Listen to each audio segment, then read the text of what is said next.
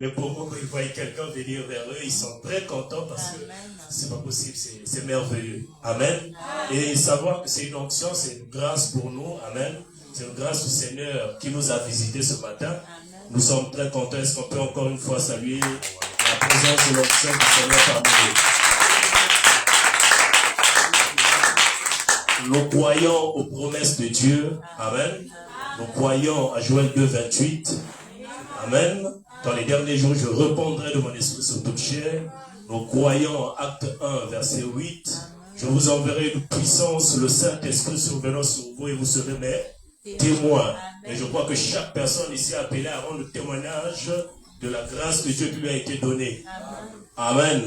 Et nous croyons aussi que là où il y a l'Esprit de Dieu, là, il y a la liberté. Quelqu'un me suit ce matin. Et nous bénissons donc la présence du Seigneur parmi nous ce matin. Nous sommes réunis ce matin pour la grande conférence, la conférence finale. Nous avons débuté ça depuis le mardi, n'est-ce pas? Le jeudi, et nous avons prévu conclure avec cette grande conférence prophétique sur la commémoration du 7e anniversaire de la grande visitation du 22 janvier 2018. Amen. Ça fait 7 ans qu'on a eu cette grande visitation. Je crois que encore nous avons un ancien ici. Sa présence est très utile pour la grâce du Seigneur ce matin. Amen. Le grand thème, c'est la parole de la vision révélée sur les événements du cycle d'introduction finale du jour du Seigneur et de la fin des temps. Amen. Nous allons pendant un petit moment nous tenir debout et recommander ce moment entre les mains du Seigneur alors que le prophète va s'approcher. On aura un merveilleux moment. J'espère que vous êtes apprêtés corps, esprit et âme. Amen. Pour recevoir la dose de ce matin, la dose de la parole prophétique, la dose de la révélation de la parole, la dose de l'onction du Saint-Esprit. Amen. Tu vas prendre un petit moment pendant 1 minute pour recommander cet instant entre les mains du Seigneur, pour te recommander toi-même entre les mains du Seigneur alors que nous allons prier. Nous allons élever nos voix et prier, recommander ce moment, recommander aussi le serviteur de Dieu entre les mains du Seigneur. Au nom de Jésus-Christ, tu as dit dans ta parole que Dieu a fait des discussions de flammes. Seigneur, ce matin, l'un de nos seigneurs a été choisi pour apporter la parole. Dieu, nous le consacrons entre tes mains, Seigneur, afin que, Seigneur, toi tu agisses à travers nous. Car Dieu Tout-Puissant, il est écrit dans ta parole de Père. Dieu Tout-Puissant, Papa, l'homme et son agent. Seigneur, si tu voulais parler par un arbre, tu peux parler. Le moyen par lequel, Seigneur, que tu as choisi pour parler aux humains, c'est à travers l'homme. Et ce matin, Seigneur, toi, choisis notre bien-aimé pour nous parler, Seigneur. Soigne-le d'une onction particulière, afin que, Seigneur, qu'il soit allumé, qu'il soit une flamme de feu pour nous qui avons le monde, Seigneur. Père des grâces, soigne ta bouche, Seigneur, afin que ta bouche la remplirait. Seigneur, que tu puisses on ta bouche, Seigneur, que ça soit une bénédiction et que toutes les paroles qui sortiront de cette bouche puissent être des paroles de bénédiction qui vont nous apporter, Seieur, la guérison de notre âme, Seigneur, et qui nous apporte, Seigneur, la guérison qui se trace du chemin, afin que, Seigneur, que tu puisses prendre place. Que nous soyons élevés dans cette même atmosphère, afin que, ensemble avec nous, Seigneur, que nous soyons élevés dans le ciel. Seigneur, merci. Bénis ce moment, bénis ce peuple, bénis ton serviteur et accorde la force, Seigneur notre Dieu, qu'il soit moins par nos bénis de ton nom et de Dieu.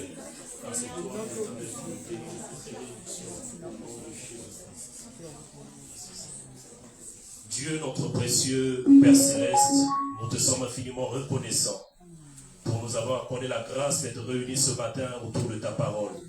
Tu as dit l'homme ne vivra pas de pain seulement, mais de toute parole qui sort de la bouche de Dieu. Et nous croyons que la bouche de Dieu est un prophète. Et, ô Dieu, dans la dispensation du Saint-Esprit, tu as fait que les hommes recevant le Saint-Esprit ont le pouvoir de parler sous la gloire du Seigneur l'Esprit. Et nous croyons que tu as disposé un canal ce matin pour nous parler de ta part.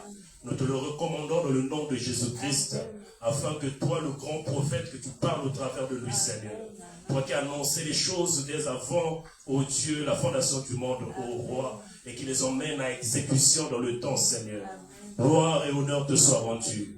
Nous te célébrons, t'honorons, t'exaltons et t'acclamons pour le grand programme que tu as établi, ô Dieu, et que tu es en train d'exécuter maintenant, ô roi. Bénis chaque personne que tu as réunie en ce lieu, et ceux qui sont encore en cours de route, ceux qui nous suivent sur les réseaux sociaux, Père, nous prions que le bonheur et la grâce de Dieu soient sur eux, que l'endurance, ô Dieu, leur soit donnée, afin de persévérer à l'écoute de la voix du Seigneur l'Esprit, ce matin, au nom puissant de Jésus-Christ. Nous recommandons ton serviteur à toi, puisse-t-il être, ô Dieu, enrôlé dans la gloire du Saint-Esprit ce matin, afin que nous soyons bénis, ô Dieu, et t'écouter parler au travers de lui. Dans le nom de Jésus-Christ, notre Dieu, nous disons tous Amen. Amen.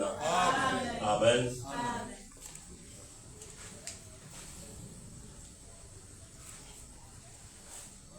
Donc, un petit cantique.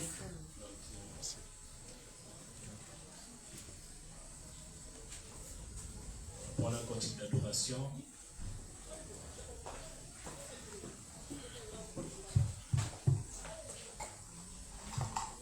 Amen. Est-ce que vous aimez l'adoration? Dieu aime être adoré. Et les vrais adorateurs adoreront le Père en esprit et en vérité. Amen.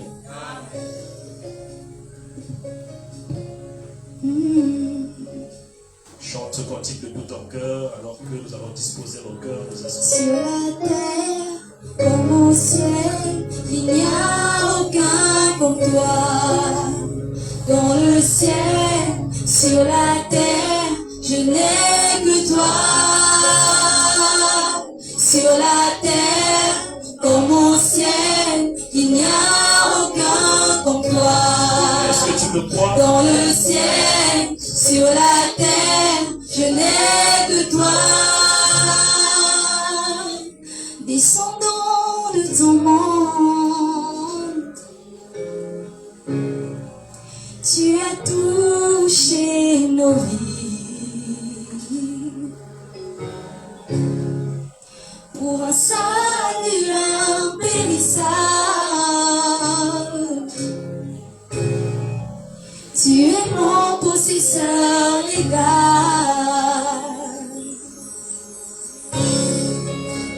Sur la terre, comme au ciel, il n'y a aucun comme toi. Dans le ciel, sur la terre, je n'ai que toi. Sur la terre, comme au ciel, il n'y a aucun comme toi. Dans le ciel, sur la terre, je n'ai que toi. Mon espérance est en toi. Ma victoire est en toi. Ma vie même est en toi. Mon absolu, c'est toi.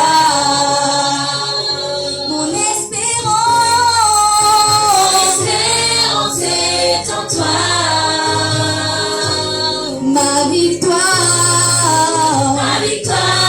est en toi. Ma vie même est en toi. Mon absolu, c'est toi. Jésus, Seigneur, tu es tout pour nous. Tu es tout pour nous, Seigneur. Et nous te le disons clairement. Nous t'aimons, Jésus. Alléluia. Est-ce que nous pouvons le chanter? Oh, sur la terre. Sur la terre, comme au ciel, il n'y a aucun comme toi. Dans le ciel, sur la terre, je n'ai que toi. Sur la terre, comme au ciel, il n'y a aucun comme toi. Dans le ciel, sur la terre, je n'ai que toi. Sur la terre,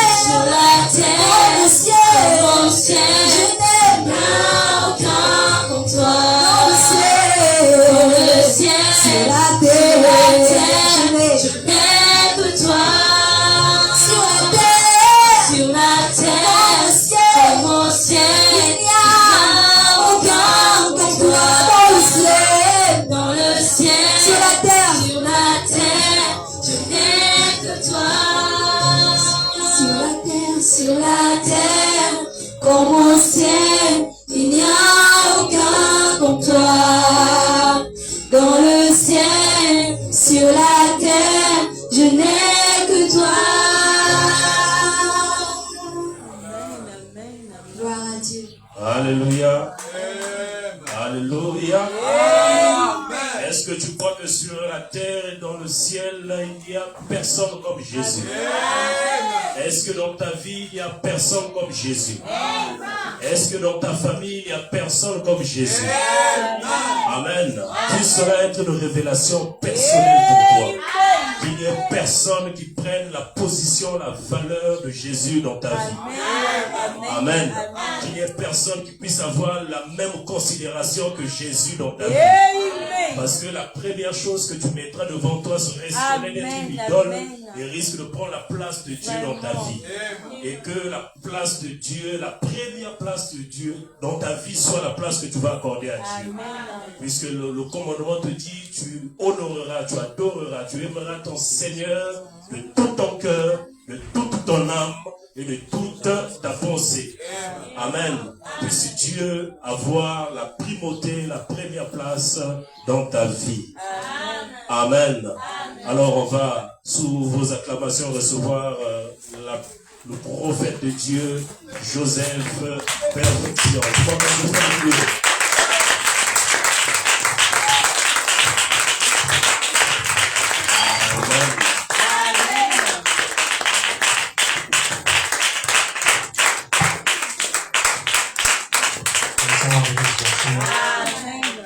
Que la paix soit avec tout le monde. Et que Dieu bénisse aussi le révérend Rostand pour sa visite. Nous sommes très honorés pour ça. Amen. Vraiment, c'est mon grand. Hein? Amen. Amen. Ok, bon, on va prier. Seigneur Dieu puissant, créateur des cieux et de la terre, nous te remercions pour ce moment que tu nous accordes. Nous savons, Seigneur, que ce n'est pas pour rien que nous sommes là. Amen. Tu as dit là où deux ou trois sont réunis, ton nom, tu es là. Amen. Et nous plaçons ta parole au centre de toutes choses. Amen. Que puisses-tu nous diriger et que tu puisses nous aider. Dans le nom de Jésus-Christ, nous avons ainsi prié.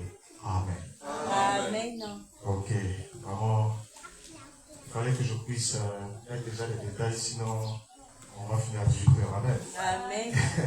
Alors, il fallait que je puisse déjà mettre le point clé de notre développement pour qu'on aille vraiment droit vers le but, sans oublier les détails. Hein?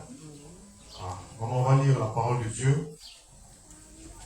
Lisons quelques écritures de la Bible.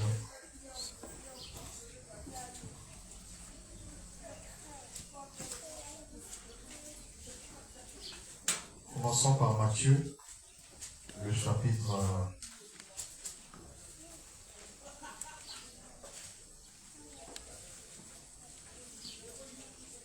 Matthieu, le chapitre 24, à partir du verset 3. Il s'assit sur la montagne des Oliviers, et les disciples vinrent en particulier lui faire cette question. Dis-nous, quand cela arrivera-t-il, et quel sera le signe de ton avènement et de la fin du monde? Amen. Nous allons aussi lire à partir du verset 30. Alors le signe du Fils de l'homme paraîtra dans le ciel, toutes les tribus de la terre se lamenteront, et elles verront le Fils de l'homme venant sur les nuées du ciel avec puissance et une grande gloire. Il enverra ses anges avec la trompette retentissante, et ils rassembleront les élus des quatre vents, depuis une extrémité des cieux jusqu'à l'autre. Instruisez-vous par une comparaison tirée du figuier. Dès que ses branches deviennent tendres et que les feuilles poussent, vous connaissez que l'été est proche. Même quand vous verrez toutes ces choses, sachez que le Fils de l'homme est proche à la porte. Je vous le dis en vérité, cette génération ne passera point, et tout cela n'arrive. Les ciels et la terre passeront, mais mes paroles ne passeront point. Pour ce qui est du jour et de l'heure, personne ne le sait, ni les anges des cieux, ni le Fils, mais le Père seul. Ce qui arrivera du temps de Noé arrivera de même à l'avènement du Fils de l'homme. Amen. On va nous asseoir et de bénir cette parole. Je vais aussi prendre Marc, le chapitre 13, à partir du verset 32. Marc, chapitre 13, verset 32. Pour ce qui est du jour ou de l'heure, pour ce qui est du jour et de l'heure, personne ne le sait, ni les anges dans le ciel, ni le Fils, mais le Père seul. Prenez garde et veillez et priez, car vous ne savez quand ce temps viendra. Amen. Amen. Nous allons lire Actes, le chapitre 1er, à partir du verset 6. Alors les apôtres réunis lui demandèrent, Seigneur, est-ce en ce temps que tu rétabliras le royaume d'Israël? Il leur répondit, ce n'est pas à vous de connaître les temps ou les moments que le Père a fixés de sa propre autorité. Mais vous recevrez une puissance, le Saint-Esprit survenant sur vous, et vous serez mes témoins à Jérusalem, dans toute la Judée, dans la Samarie et jusqu'aux extrémités de la terre. Je vais faire un saut directement de l'Apocalypse, à partir Apocalypse, le chapitre 1. Vous allez comprendre pourquoi on lit ce passage, c'est juste pour mettre déjà une base. Révélation de Jésus-Christ que Dieu lui a donné pour montrer à ses serviteurs les choses qui doivent arriver bientôt et qu'il a fait connaître par l'envoi de son ange à son serviteur Jean, lequel a attesté la parole de Dieu et le témoignage de Jésus-Christ, tout ce qu'il a vu. Heureux celui qui lit et ceux qui entendent les paroles de la prophétie et qui gardent les choses qui y sont écrites, car le temps est proche. Car le temps est proche. Maintenant, le passage d'Apocalypse, le chapitre 8. Apocalypse chapitre 8, à partir du verset 1. Quand il ouvrit le 7e sceau, il y eut dans le ciel un silence d'environ une demi-heure. Et je vis les 7 anges qui se tiennent devant Dieu, et 7 trompettes leur furent données. Enfin, le dernier passage de ce jour, c'est le passage d'Apocalypse, le chapitre 15. Le chapitre 15, à partir du verset 1. Puis je vis dans le ciel un autre signe grand et admirable. 7 anges qui tenaient 7 fléaux, les derniers, car par eux s'accomplit la colère de Dieu. Amen. Amen. Encore une fois, est-ce qu'on peut acclamer le Seigneur Jésus-Christ?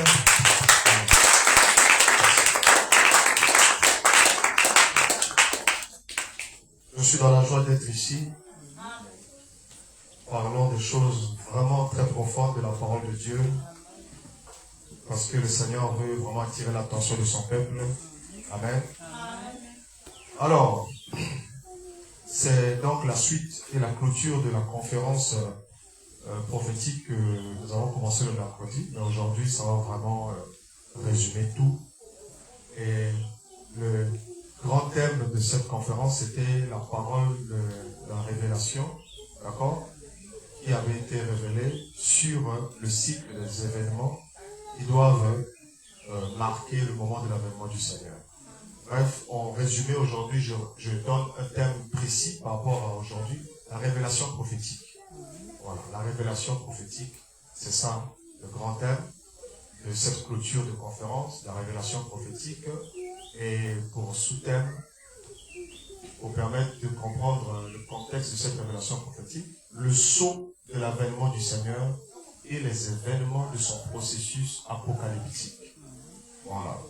Et le sceau, est-ce qu'on peut répéter le sceau de l'avènement du Seigneur? Le sceau de l'avènement du Seigneur Et les événements de de son processus apocalyptique. Voilà. Alors, c'est un peu ça le contexte même de cette révélation que le Seigneur Jésus-Christ nous a accordé par sa grâce. Et comme je l'ai dit à plusieurs reprises déjà au début, c'est que le Seigneur a manifesté une grâce un peu particulière à mon égard pour le corps de Christ. Il s'agit ici au fait de révéler juste le corps de Christ. Depuis un moment, depuis longtemps, à un certain moment, le Seigneur a commencé à m'apparaître sous la forme d'un ange. Je vous ai raconté ça. J'ai eu des ravissements en esprit, des choses même que je ne pouvais pas imaginer. Et le Seigneur, après ces visitations-là, a commencé maintenant, la première des choses, lorsqu'il a commencé maintenant à vouloir me révéler les choses, parce qu'il me visitait, comme je vous racontais, lors de cette visitation, il m'avait dit que je viens me faire connaître à toi pour t'annoncer des choses. Hein? Pour t'annoncer des choses. Alors, jusque-là, il n'avait pas encore commencé à m'annoncer quoi que ce soit. Mais j'avais des visitations qui ont commencé en 2012. À ce moment-là, j'avais 18 ans. En 2013 également, je vous ai raconté ça. Et en 2014, le Seigneur m'a fait une grâce exceptionnelle où il m'avait ravi en dehors de mon corps. Je me retrouvais sur une haute montagne, très loin. C'était même pas ici. Et là, j'ai vu le Seigneur Jésus-Christ pour la première fois. Et je disais, c'est Jésus? Oui, il a dit, c'est Jésus. D'accord? Il avait une grande épée qu'il avait déposée devant lui. Il avait dit, prends cette épée-là. Va vers ceux vers lesquels je t'enverrai. Bref, jusque-là, c'était que des visitations. D'accord? Et mais maintenant, lorsqu'il a commencé à vouloir me révéler des choses, la toute première des choses qu'il m'a dit après cette visitation d'avril 2014 où j'ai vu le Seigneur, la voix de Jésus me parle et me dit, prépare-toi pendant 7 jours parce que je veux te faire connaître quelque chose de très grand. Alors, à ce moment-là, je ne savais pas comment est-ce qu'il allait d'abord me le faire connaître, mais la voix disait ceci que tu vas lire le sermon de William Branham prêché en 1963, le 7e saut. Vas-y lire ça. Je n'avais aucune idée, comme je vous l'ai dit à plusieurs reprises, sur vraiment ce qu'il allait me faire connaître. Il m'a pas dit qu'il va me faire connaître quelque chose, même à ce sujet-là. Mais il m'a dit, vas-y lire, parce que je veux te faire connaître quelque chose. Alors je me suis dit, pourquoi seulement le 7e saut? Comme je dis, en ce moment-là, j'étais à Grâce-Vie Tabernacle et j'avais déjà écouté les sermons. Je comprenais un peu la tendance générale sur les enseignements. Alors je me demandais pourquoi est-ce que le Seigneur me dit d'aller lire ça. D'accord? Il m'a dit de le faire. Alors, durant ces 7 jours, c'est ce que j'ai commencé à faire. J'ai lu des passages et honnêtement, j'étais surpris, comme je vous l'ai dit, de la décadence qui existe entre ce que Frère Branham dit et ce que les églises ont en position en général. Parce qu'en lisant directement, je suis choqué de ce que je me disais, quoi, si je me suis trompé de personne ou c'est vraiment Frère Branham qui parle ici. Et j'ai regardé, j'ai commencé à lire. Alors je commençais à comprendre pourquoi est-ce que l'Esprit me dit d'aller lire ça. Donc c'est-à-dire que tout ce que j'entendais de ça, même de prédication, c'était toujours parce que Dieu voulait que je puisse savoir. Amen. Il m'a dit, vas-y lire ça toi-même. Amen. Et je ne savais même pas qu'est-ce que cela devait provoquer pour moi, pour toute la suite. Amen. J'ai commencé à lire ça et je suis tombé au paragraphe 248 dès que j'ai ouvert. Je commence à lire. Et le prophète dit ici, au paragraphe 248, et maintenant aussi sûr que je me tiens sur l'estrade, ce soir j'ai reçu la révélation qui a été révélée, ça se passe en 3 points. 7e saut, paragraphe 248. Ça se passe en 3 points. Et je vais vous parler avec l'aide de Dieu d'un point de cela. Il commence par nous parler d'un point de cela.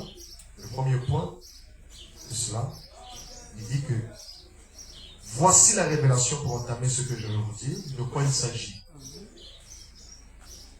En fait, William Branham va nous présenter la révélation qu'il a reçue du 7e saut. Et on va voir maintenant la révélation qu'il a reçue du 7e saut. Qu'est-ce que cela nous dit? Il dit, voici la révélation pour entamer ce que je vais vous dire. De quoi il s'agit? Ce qui arrive, une action. Ce qui arrive, c'est que c'est cette tonnerre qu'il a entendu tonner et qui lui a été défendu d'écrire, c'est ça le mystère. Il repose derrière ces 7 tonnerres consécutifs qui ont grandi. En ce moment-là, William Branham donne plusieurs coups sur la chair. Si je me focalise seulement sur ce point-là, d'accord, vous devez comprendre que Dieu adresse la révélation à William Branham, et cette révélation montre ce qui va se faire. Il dit ce qui arrive. Or, dans le contexte un peu de l'histoire de cette prédication, le prophète venait de vivre une expérience vraiment de la plus grande importance sur la montagne, d'accord, qui avait eu lieu bien plus tôt. Et lorsqu'il vient prêcher ça, Hein? Il sait très bien les choses qu'il a vécues. Il s'adresse directement à son assemblée qu'il a fait grandir. Il n'est pas ici au milieu d'une assemblée étrangère. Il n'est pas outre-mer. Il n'est pas en train d'évangéliser. Il est libre de prêcher la doctrine là où il se trouve. Il est devant sa propre église. Et là, il dit les choses qu'il voit. Il dit donc, voici la révélation. Maintenant, juste une petite parenthèse pour rappeler quelque chose. C'est que on a souvent méconnu ce que c'est que vraiment le message d'un prophète. Si bien qu'on se base beaucoup plus sur les enseignements du prophète, mais on n'essaye pas de voir à la loupe quel était son message exactement. Or, du point de vue déjà de la Bible, dans les Saintes Écritures, Dieu envoie un message au prophète par une vision. Et le message d'un prophète, c'est la vision que Dieu lui a adressée. Quand il y aura un prophète au milieu de vous, moi l'Éternel, je me ferai connaître à lui par une vision. Donc je me révélerai à lui par une vision. Et la vision, c'est la révélation de Dieu au prophète. Amen. Alors, le prophète peut avoir des enseignements, c'est bien. Il peut prêcher aussi des sermons en se basant sur la Bible, c'est bien. Mais attention, ce n'est toujours pas ces sermons qui sont la révélation que Dieu lui a donnée. Amen. Amen. C'est comme Moïse, d'accord? Il pouvait prêcher la loi, c'est bien. Mais la révélation que Dieu lui donnait était bien une commission bien précise. Amen. Et ici, lorsqu'on parle de révélation, d'accord? Et c'est là d'ailleurs que nous devons savoir que la révélation de Dieu, lorsqu'il est donné au prophète, c'est d'abord une vision. Il a reçu la vision. Et pour Dieu, sa révélation, ça vient sous la forme d'une vision. Amen. Il montre ce qui doit se faire. C'est pourquoi, lorsque Dieu dit par exemple dans Nombre chapitre 12, verset 6, d'accord, que quand tu auras un prophète au milieu de vous, moi l'Éternel, je me révélerai à lui par une vision. N'est-ce pas? Amen. Dans Deutéronome chapitre 18, verset 15, le Seigneur dit que peut-être diras-tu dans ton cœur, d'accord, comment saurons-nous que quoi? Que cette parole, n'est-ce pas? Non, comment saurons-nous quoi? Comment saurons-nous? Je crois, en lisant ça un peu, je ne veux pas dire n'importe quoi. Deutéronome chapitre 18, à partir du verset 15, voilà, 18, à partir du verset 15, lorsque Dieu dit, je vous susciterai un prophète, etc. Là, il dit à partir du verset 21, peut-être diras-tu dans ton cœur, comment connaîtrons-nous la parole que l'Éternel n'aura point dite? Moïse, le Seigneur répond, quand ce que dira le prophète n'aura pas lieu et n'arrivera pas, ce sera une parole que l'Éternel n'aura point dite. Donc vous comprenez ici que même la fonction prophétique, quand Dieu l'établit, d'accord, la révélation qu'il donne au prophète, c'est une révélation prophétique. Amen. C'est-à-dire, si le prophète enseigne, là il est comme un docteur, il est comme un apôtre, il est comme un évangéliste, etc. Mais le prophète, la révélation prophétique pour Dieu, c'est que ça doit annoncer quelque chose qui doit se faire. Amen. Le message d'un prophète, c'est ce qu'il reçoit comme devant se faire. C'est pourquoi le critère ici, dans Deutéronome chapitre 18, pour confirmer que ceci est un prophète de Dieu ou n'est pas un prophète de Dieu, c'est lorsque ce qu'il dit n'arrive pas. Vous voyez ça un peu? Donc, ça veut dire donc que le message que Dieu adresse à un prophète est prophétique. Amen. Aujourd'hui, quand on dit le message prophétique, on oublie que ça va au-delà des serments. Amen. Voilà, quand on dit que Dieu a donné un message à William Branham, d'accord, c'est qu'il s'agit du message prophétique. Voilà pourquoi, aujourd'hui, beaucoup de ceux-mêmes qui sont dans des assemblées chrétiennes, dans des églises pentecôtistes, par-ci, par-là, d'accord, et vis-à-vis de l'église du message, il y a cet écart, il y a un grand fossé parce que la façon dont les choses ont été présentées n'ont pas emmené certaines personnes à vraiment considérer les choses de la façon qu'ils devaient le considérer. Ouais, c'est un peu et du coup, c'est pas bon. Vous savez, le frère Branham lui-même, il est allé partout dans le monde, il avait des collaborateurs dans beaucoup de dénominations. D'accord? Et tout cela écoutait ce qu'il disait. Savait ce qu'il recevait du Seigneur. Vous voyez ça un peu? Parce que lorsque William Branham prêche, lui me dit que tout ce que j'ai prêché de 1933 jusqu'en 1900, jusqu'à ce qu'il a rencontré ces anges-là, d'accord? C'était des messages de préparation. Ouais, c'est un peu tout ça pour lui, c'était pas encore le message. Il dit que le message devait venir. Mais quand on voit le message qui devait venir là, c'est le prophétique. Amen. Ça va au-delà des serments. C'est le prophétique. C'est pourquoi lorsqu'on rentre maintenant dans la révélation qu'il a reçue, vous voyez ça un peu, il dit, voilà la révélation, comprenez ce que je veux dire, de quoi il s'agit. Il vous montre ce qui va se passer. Amen. Donc le message prophétique, c'est la parole que Dieu donne au prophète doit annoncer ce qui doit se faire. C'est ça le message prophétique. Maintenant, lorsqu'il y en a l'interprétation, maintenant, le prophète peut avoir des enseignements, on va essayer un peu, et les enseignements et le message prophétique ne forment qu'un seul corps. À partir du message prophétique qui lui a été donné. Vous voyez un peu? C'est comme ça. Donc, par exemple, nous avons vu Jean-Baptiste. Il est allé dans le désert. La Bible dit que la parole de Dieu fut adressée à Jean dans le désert. Mais notez très bien ça. Ce n'est pas les serments qui lui furent adressés. Dieu n'a pas prêché à Jean-Baptiste dans le désert des serments. Hein. Tu vas prêcher la repentance, tu vas prêcher contre Hérode. Tout ça, c'est arrivé, c'est bien, ça peut arriver. Mais le message prophétique que Jean-Baptiste a reçu, annonçait quoi? Vous voyez, il a reçu un message prophétique qui lui indiquait précisément que le Messie va venir. D'accord? Et voilà, tu vas baptiser d'eau, il viendra une personne, voilà, et voilà comment tu vas le reconnaître, l'Esprit va descendre sur lui, sous la forme de ceci, voilà, et voilà, tu vas reconnaître le Messie. Voilà le message prophétique de Jean. Baptiser d'eau pour préparer le Messie. Et le Messie vient, je l'identifie. Simple, prophétique, pas moyen d'organiser ça. Pas moyen de dire que ça c'est pas pour les pharisiens, ça c'est pas pour les sadducéens, ça c'est pas pour les esséniens. Oui, pas d'organisation. Maintenant, les disciples de Jean-Baptiste maintenant, comment ils ont pris ça? D'accord? Parce que lorsque Jean-Baptiste est mort, ils se sont dispersés. Parce qu'ils n'ont pas pu comprendre. D'ailleurs, il y a seulement 2 disciples qui ont suivi Jésus. Donc, 2 seulement ont eu les yeux ouverts sur le message prophétique qu'au fait de Jean-Baptiste. C'est-à-dire que ces gens ont marché avec les serments de Jean-Baptiste, mais n'ont pas compris le message prophétique de Jean-Baptiste. Or, le message prophétique est bien au-delà des serments. Vous voyez ça un peu? Jean-Baptiste répétait certaines choses de la morale, de la parole de Dieu, que les prophètes avant lui avaient déjà prêché. La repentance, ce n'est pas du nouveau pour Jean-Baptiste. Ce n'est pas du nouveau pour Israël. Mais le cadre dans lequel il prêche la repentance, là c'est tout nouveau, parce qu'il introduit le Messie. Vous voyez ça un peu? Mais la repentance, ça, c'était prêché déjà. L'adultère, c'était déjà condamné. Lorsqu'il a rencontré le roi Hérode, ce n'est pas Jean-Baptiste qui va inventer ça, que c'est pas bon de prendre la forme de son frère. Vous voyez ça? Jean-Baptiste pouvait prêcher les serments. La Bible dit qu'il disait aux gens, ceux qui ont volé, allez-y remettre ce que vous avez volé. Vous qui avez fait du mal. Il prêchait, vous voyez, pour emmener les gens à une certaine moralité spirituelle, vous voyez. Et ce n'était pas du nouveau. Le cadre dans lequel il le faisait, ça, c'était particulier. Mais le message, je veux dire, les sermons qu'il prêchait, c'était pas ça qui était son message prophétique.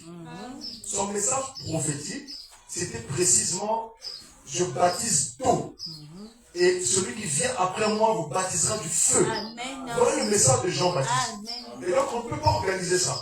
Maintenant, on peut prêcher les messages de Jean-Baptiste et ne pas comprendre le message prophétique de Jean-Baptiste. Or, un message prophétique, c'est un message qui vous annonce ce qui doit se faire. Vous voyez ça un peu? Que cela soit du vivant de Jean-Baptiste ou pas. Mais il vous annonce ce qui doit se faire. Un message prophétique, c'est ça. C'est pourquoi vous allez voir, par exemple, lorsqu'on va dans l'Ancien Testament, regardez un peu, lorsque Dieu a institué la fonction prophétique, d'accord, donc Deutéronome, ensuite regardez les prophètes qui ont commencé à venir, d'accord, Samuel.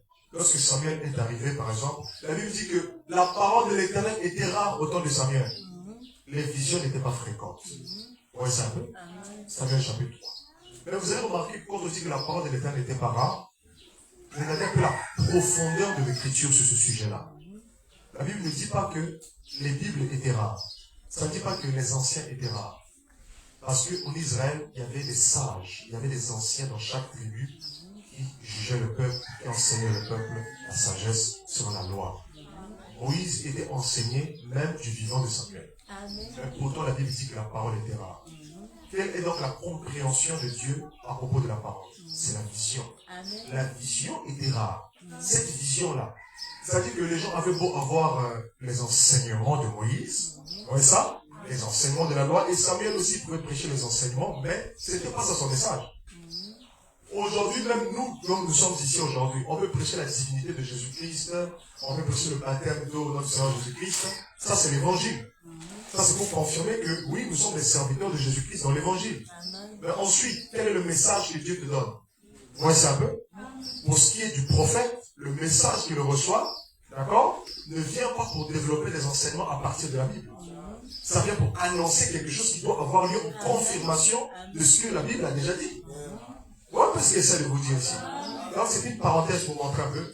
Maintenant, je viens maintenant au cas particulier. Dieu a envoyé des hommes de Dieu durant des âges, etc. Ensuite est apparu un ministère prophétique exceptionnel, n'est-ce pas, au XXe siècle. Le ministère de William Marion Branham. Vous voyez ça un peu? Et lorsque ce ministère apparaît, vous voyez ça un peu? Maintenant, ici, il s'agit d'un ministère prophétique. C'était différent du ministère de Billy Graham, de Oral Roberts, du ministère de Tommy Osborne et tous ces autres-là. Pourquoi? Parce que lui, vous voyez ça un peu? Il était prophète. Mais pour quel but? Vous voyez ça un peu? Et le but doit être clarifié selon ce que lui va nous dire, de ce que Dieu lui a dit. Vous voyez ça un peu? Parce que lorsque Jean-Baptiste dit, voilà ce que Dieu m'a montré, c'est ça son message. La vision que j'ai eue, regardez, c'est ça son message. Vous voyez ça un peu? Il pouvait prêcher. Il a prêché. Bon, maintenant, en 1933, d'accord, il y a quelque chose qui est arrivé, ça je le dis toujours, je le répéterai toujours à tous les membres du corps de Christ, qui soient de n'importe quelle confession religieuse, je leur dirai ça. Vous voyez ça un peu? Vous n'avez pas cru dans la vision. Même si vous n'avez pas compris, vous n'avez pas cru. Amen. Et vous savez, les choses, Dieu les fait aussi en leur saison. Vous voyez ça un peu? Parce que lorsqu'une sémence est apportée, vous voyez ça un peu, il faut attendre le moment où cette sémence va devenir le fruit. Amen. Alors là, les gens vont comprendre qu'ah oui, donc c'était une sémence, c'était la sémence de ceci. Vous voyez ça un peu? Alors regardez ça. William Branham, en 1933, pendant qu'il baptise, Dieu l'explique, nous l'avons lu ici, la lumière descend, et cette lumière descend, et ça fait entendre une voix. Il entend cette voix-là. Cette voix dit ceci. De la même manière que Jean-Baptiste a été envoyé comme étant le précurseur de ma première venue, je t'envoie avec un message qui sera le précurseur de ma seconde venue. Vous voyez ça un peu? Un message. Ça veut dire que c'est un message. Vous voyez ça un peu? Alors, quel est ce message-là? Vous voyez ça un peu? Est-ce que, parce qu'il a commencé à prêcher depuis là, en 1933, est-ce que ce message-là, c'était en ce moment-là déjà? Vous voyez ça un peu? Ou est-ce que c'est quelque chose qui devait venir? C'est ça la question. Mais sinon, il prêchait déjà en 1933, 34, 37, 36, 37, 40, 46, 47, 48, 50. Il prêchait.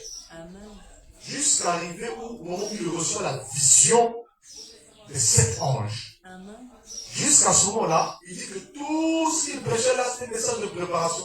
C'est-à-dire que le message qu'on lui avait dit, qui sera le précurseur en question, d'accord? Ce message-là, il ne l'avait pas encore prêché. C'est-à-dire qu'on peut donc dire, on prêche le message de William Branham, oui, mais attention. D'accord?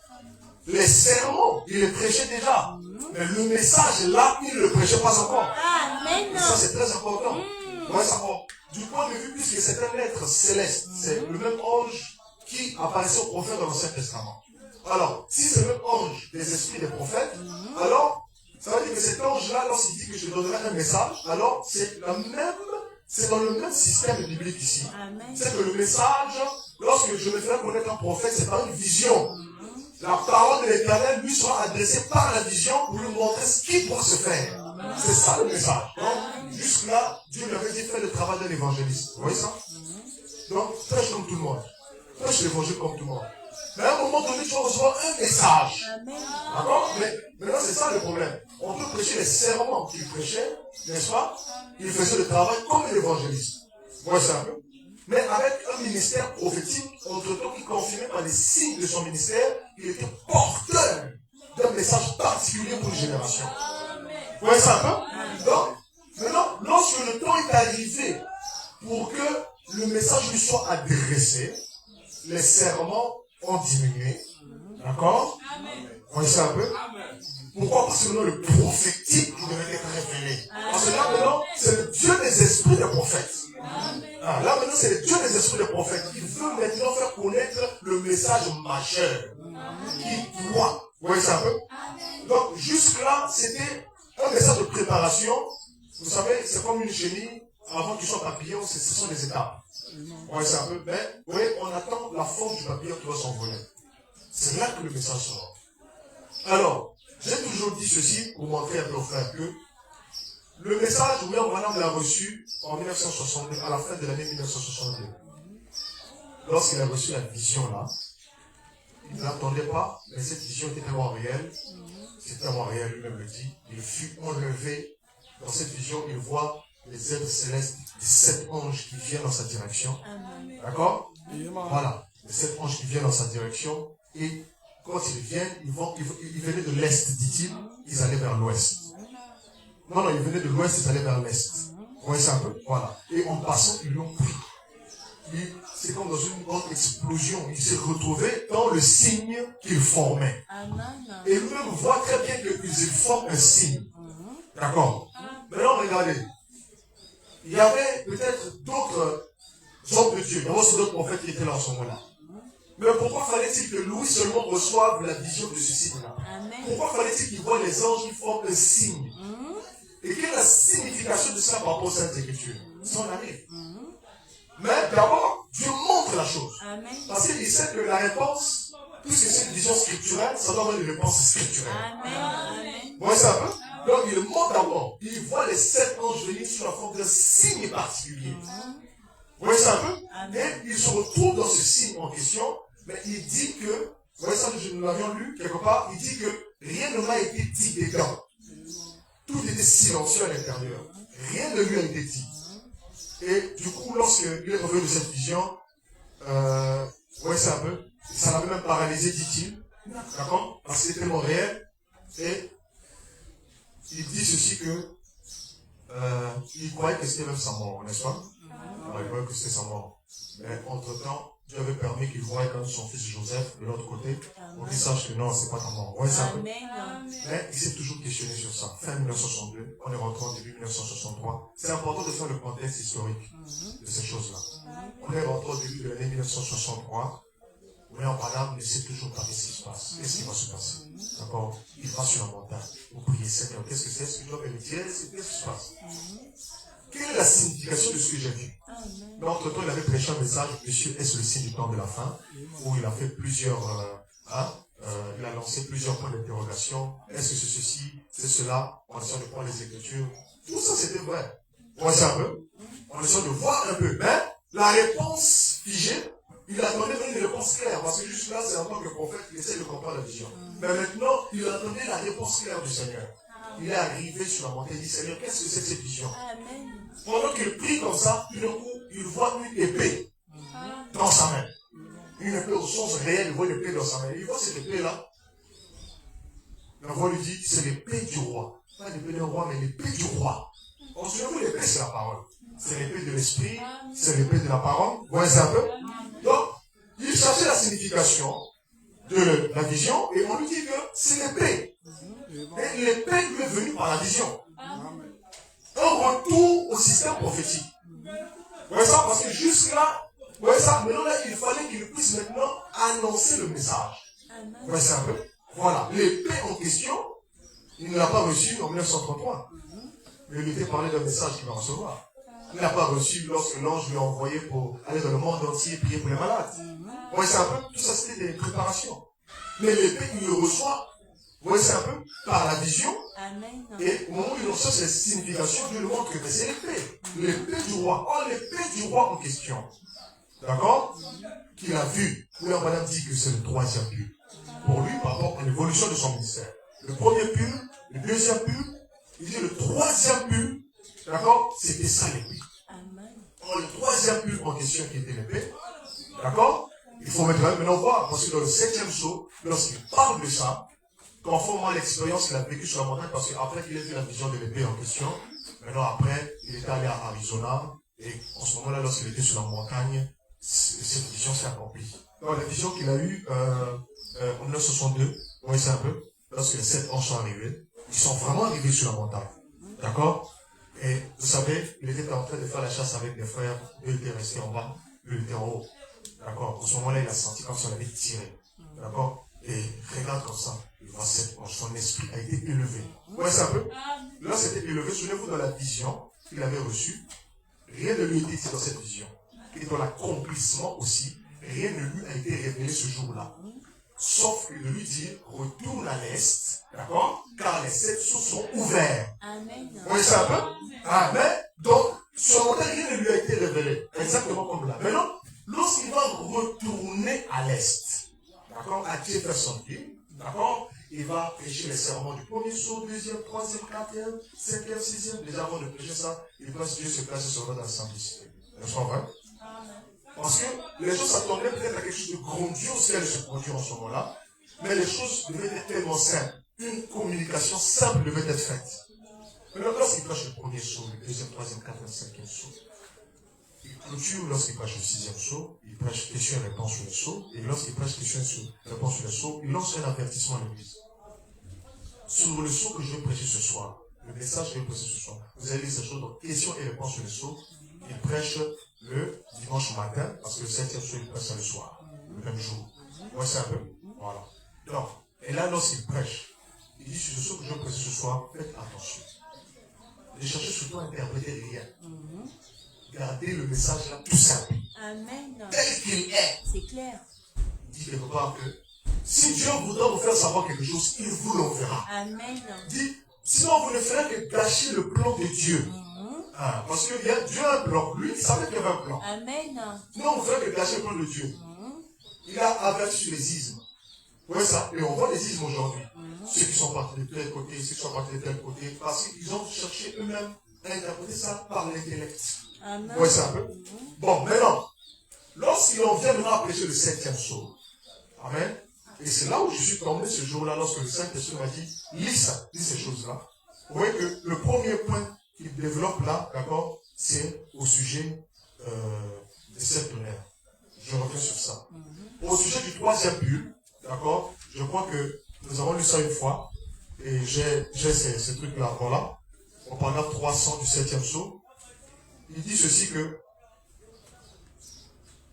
on va aller de façon méthodique, commençons d'abord par le point qu'il a développé plus tôt avant d'arriver au 3e bulle. Le premier point selon la révélation que Madame avait reçue, d'accord, c'est que le 7e sceau, d'accord, est conditionné par le mystère des 7 tonnerres.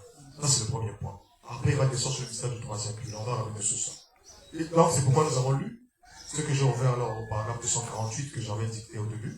Il dit que ce qui arrive. Donc, vous voyez la révélation qu'il reçoit. Voici la révélation pour entamer ce que je veux dire. C'est la révélation prophétique. Ce n'est pas un sermon. Ce n'est pas une prédication. C'est une révélation. Donc, c'est-à-dire que là, il vous dit la chose. Il vous a dit là, tous les chrétiens du monde entier, que tu sois de n'importe quel ministère, tu entends révélation. Je reste calme. Parce que ça me sort au. Il repose. Donc ce mystère repose derrière ces 7 tonnerres consécutifs qui ont grandi. Frère Branham donne plusieurs coups sur la chaîne. Et il continue, il dit, maintenant pourquoi prouvons-le? Pourquoi? C'est là le secret que personne ne connaît. Il a été défendu à Jean d'écrire ce qu'il en était. Vous voyez qu'il revient toujours à la Bible, n'est-ce pas? Voilà. Parce que son message est scripturel. Ce n'est pas une invention. C'est là le secret que personne ne connaît. Il a été défendu à Jean d'écrire ce qu'il en était. D'écrire ne serait-ce qu'un symbole là-dessus. Pourquoi? Voilà pourquoi il n'y avait aucune activité dans le ciel. Cela pourrait laisser échapper le secret. Mais voyez-vous, l'Assemblée dit Amen. Il dit, si c'est quelque chose de tellement important, il faut que ce soit inclus. Parce que c'est quelque chose qui doit arriver. Amen. Répétons ceci, il faut que ce soit inclus. Il faut que ce soit inclus. Parce que c'est quelque chose qui doit arriver. Parce que c'est quelque chose qui doit arriver. La révélation prophétique, on dit que c'est quelque chose qui doit arriver. Amen. Non, madame, est-ce que c'était déjà arrivé là sur la montagne? Est-ce que tu sais de cacher quelque chose? Là, il prêche ça devant l'église. Je vous lis même là ce qu'il prêche, là où il est dans la chambre, dans le motel. Il va réaffirmer la même chose. Et vous allez voir, il va parler d'une vision que Dieu lui a montrée sur ça. Vous lui dites, arrête-toi, ici n'est pas plus loin, n'est pas aller plus loin de ça. On y arrive. Il faut que ce soit inclus parce que c'est quelque chose qui doit arriver. Quand on dit quelque chose qui doit arriver, on ne connaît pas la nature de cette chose-là. Mais on vous dit seulement c'est quelque chose qui doit arriver. Et il dit ceci. Mais, paragraphe 261, mais il y a un secret qui repose là-dessus. Alors voilà, donne encore un coup sur la chair. Gloire à Dieu, au plus haut des cieux. Je ne pourrais jamais plus penser de la même façon pour le reste de ma vie, après avoir vu. C'est bon, après avoir vu. Amen. Et je ne sais pas ce que. Je connais la prochaine étape. Là. Mais je ne sais pas ce que. Comment l'interpréter. Ça ne va pas tarder. Bon, donc il ne sait pas comment interpréter cela.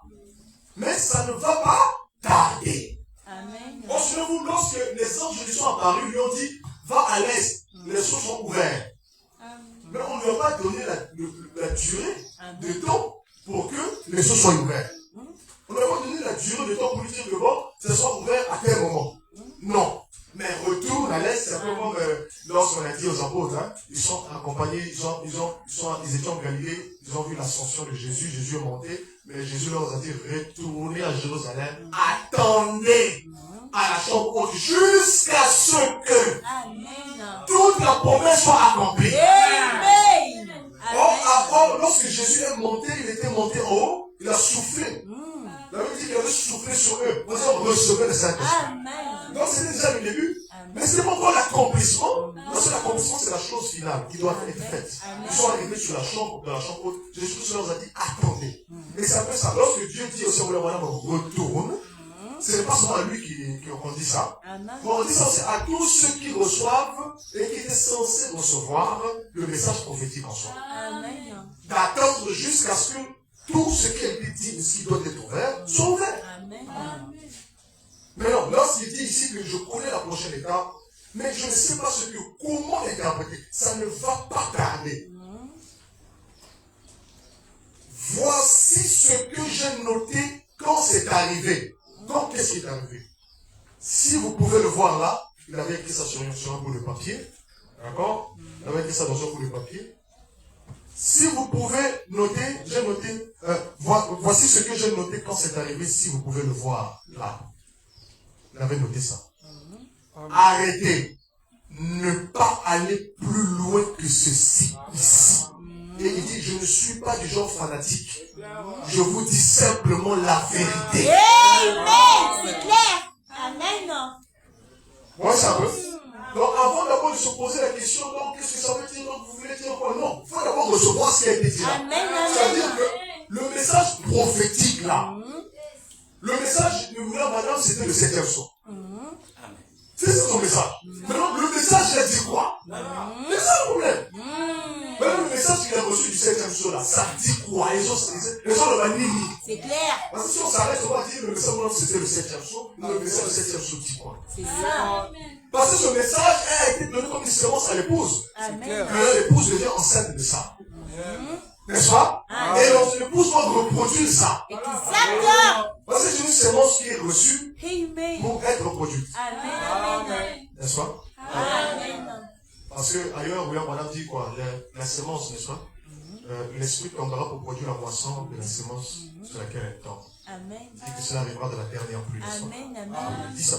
Mais quelle sémence? Mais la sémence qui a été donnée. La sémence, c'est la sémence du 7e saut. Parce que le 7e saut correspond au temps de lequel nous sommes. Amen. Alors maintenant, le message qu'il a fait, c'est comme Jean-Baptiste. Quel était le message de Jean-Baptiste? Le Messie. Le message de Jean-Baptiste, c'est le Messie. N'est-ce pas? Amen. Mais est-ce que ça voulait dire, le message de Jean-Baptiste, c'est le Messie, donc c'est fini. Messie, c'est fini. Non?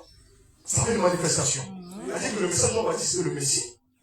On entend précisément que le Messie vient. Amen. Et le Messie est la manifestation du message de Jean. Amen. C'est-à-dire que le message de Jean s'accomplit seulement lorsque le Messie se produit. Amen. En maintenant, par rapport au contexte ici, là, vous voyez que le message ici qu'il reçoit, que les anges lui donnent, c'est le message du 7e saut. Parce que lorsqu'il prêche le message, il dira quelque part dans le livre que c'est même la raison pour laquelle ils m'ont ramené ici pour prêcher ça ce soir. Parce que la raison pour laquelle les anges lui ont parlé, c'était pour le 7e saut. Amen. Maintenant, regardez très bien la vision qu'il reçoit à ce sujet, sur le 7e saut. Voyez ça, il dit ceci que, voici ce que j'ai noté quand c'est arrivé. Quand la vision, quand la parole de l'Éternel lui est adressée, il voit le plan, n'est-ce pas? Mais, oui, il ne sait pas comment l'interpréter. Ça ne va pas tarder. Voilà ce que j'ai noté. Arrêtez. Ne pas aller plus loin que ceci ici. Donc, c'est l'ange même qui avait dit ça. Arrête-toi là. Arrêtez, ne pas aller plus loin que quoi? Que ceci. Pas interpréter, ne pas aller plus loin. Maintenant, on continue. Maintenant, paragraphe. Voilà, on voit maintenant ce point ici. Le deuxième point, maintenant, c'est le troisième but. N'est-ce pas? Et il dit ici que il y a trois grandes choses qui vont avec. L'une d'elles a été dévoilée aujourd'hui ou hier. L'autre a été dévoilée aujourd'hui. Il faisait allusion à la prédication du matin. Question réponse le saut. Et il dit que le troisième but approche. Il dit ça dans question réponse le saut. Il dit que le troisième but approche. Et ça, sans considérer même ce qui venait d'une grande expérience, mais il dit que ça approche. C'est ce que Dieu lui a dit. Maintenant, ici, c'est pourquoi il dit qu'il y a trois grandes choses qui vont avec. L'une d'elles a été dévoilée aujourd'hui ou hier. L'autre a été dévoilée aujourd'hui. Vous voyez ça? Il dit ceci. Il y a une chose que je ne peux pas interpréter. Parce que c'est dans une langue inconnue. Mais j'étais là et j'ai vu cela devant mes yeux. Et c'est le troisième but qui approche. Bon, le troisième but, c'est quoi? Mais l'épée qu'il a reçue, qui était censée être la signification de la vision qu'il a eue à la fin de l'année 1962. Ce qui était le message qui était donné. Donc, la signification même de sa vision montre que la chose approche. Vous voyez ça? La chose approche. Mais que la chose qui a été manifestée de son vivant, d'accord? Comme même le dit, si vous avez se manifester temporairement dans le ministère, sera manifesté dans sa plénitude lorsque ce troisième but va approcher. Là, ça veut dire que ce qui était manifesté de son vivant était temporaire. Pour introduire le message pour l'épouse. Il y a quelque chose qui va se produire dans l'épouse. Mais j'en viens là sur ce sujet. Ici, il y a une chose que je ne peux pas interpréter parce que c'est dans une langue inconnue. Mais j'étais là et j'ai vu cela devant mes yeux. Encore un prophète, il voit cela devant ses yeux. Il dit, et c'est le troisième but qui approche. Et maintenant, lorsque on prend une citation, par exemple, pour dire que, bon, vous savez, lorsque Madame a dit que le troisième but approche, mais vous devez savoir qu'il a aussi dit que le troisième but, c'était l'ouverture des sceaux. Dieu n'en s'en vient pas. Mais qu'est-ce qui est précisément l'ouverture du troisième but dans les sceaux? C'est le septième sceau. On en revient à la confirmation de la vision qu'il a eue. C'est-à-dire qu'il n'y a pas un sermon que vraiment va prêcher qui va concrétiser la vision que Dieu lui donne. Soit c'est nous qui ne comprenons pas. C'est ça le problème. Parce que ici, la vision là, c'est-à-dire que même Paul dit, si nous on vient changer la vision que Dieu nous a donnée, on est maudit. C'est-à-dire que ça, ce n'est pas lui. Les anges lui ont ramené ce soir-là pour prêcher ça. Enfin, nous on est pour prêcher ce message-là. C'est ça son message. C'est comme quand l'ange Gabriel va apparaître à Marie. Le message de Gabriel est transmis à Marie. Mais ensuite, Gabriel finit sa mission. Mais maintenant, Marie doit développer cette chose en elle. C'est ça le truc. C'est-à-dire qu'on veut transmettre le message de la chose. Donc, il était le porteur de cette chose-là. Amen. Et du point de vue du ministère de William Branham, c'est le ministère de l'esprit et de la puissance de vie. Là, ça fait 3 phases. C'est à la 3e phase que le portrait tout entier sort. Lorsqu'il arrive à ce portrait, il annonce le message qui doit être la manifestation précise. C'est pourquoi, frère, lorsqu'il dit ici dans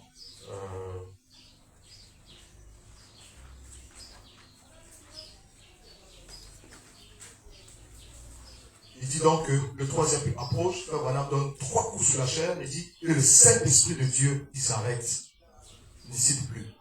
Et le Saint-Esprit de Dieu, 3 points de suspension. Donc là, il ne dit plus rien. Il dit, oh là là, voilà la raison pour laquelle le ciel tout entier était silencieux. Donc, quand tu lis l'Apocalypse, on peut lire l'Apocalypse. Avance.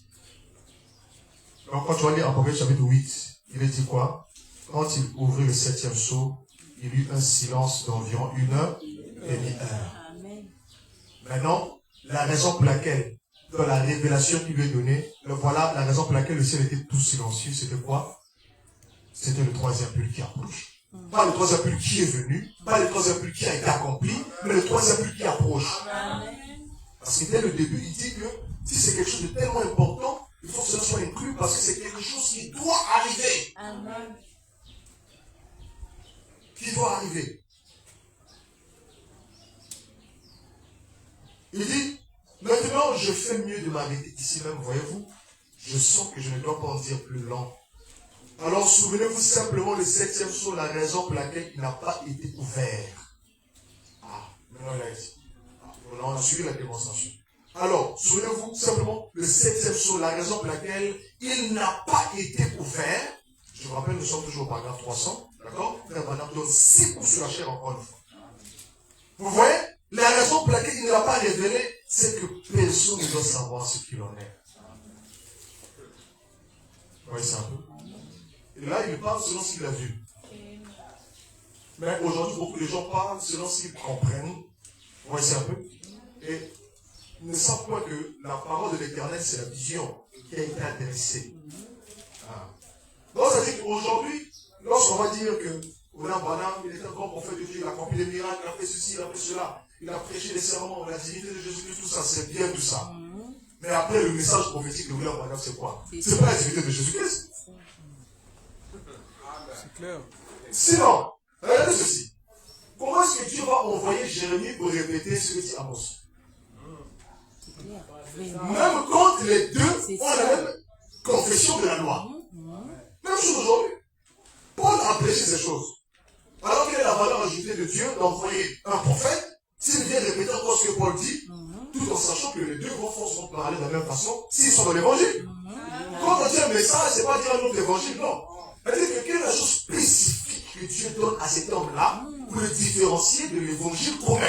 La chose qu'il apporte, c'est quoi? Amen. Vous voyez ça un peu? C'est la raison pour laquelle Dieu suscite des prophètes. Amen. Un prophète, lorsqu'il vient, vous voyez comme William Branham. C'est pourquoi aujourd'hui, les gens ont un peu mal présenté les choses. Ah, nous sommes les ceux qui prêchons l'évangile. Non, on n'est pas les ceux qui prêchons l'évangile.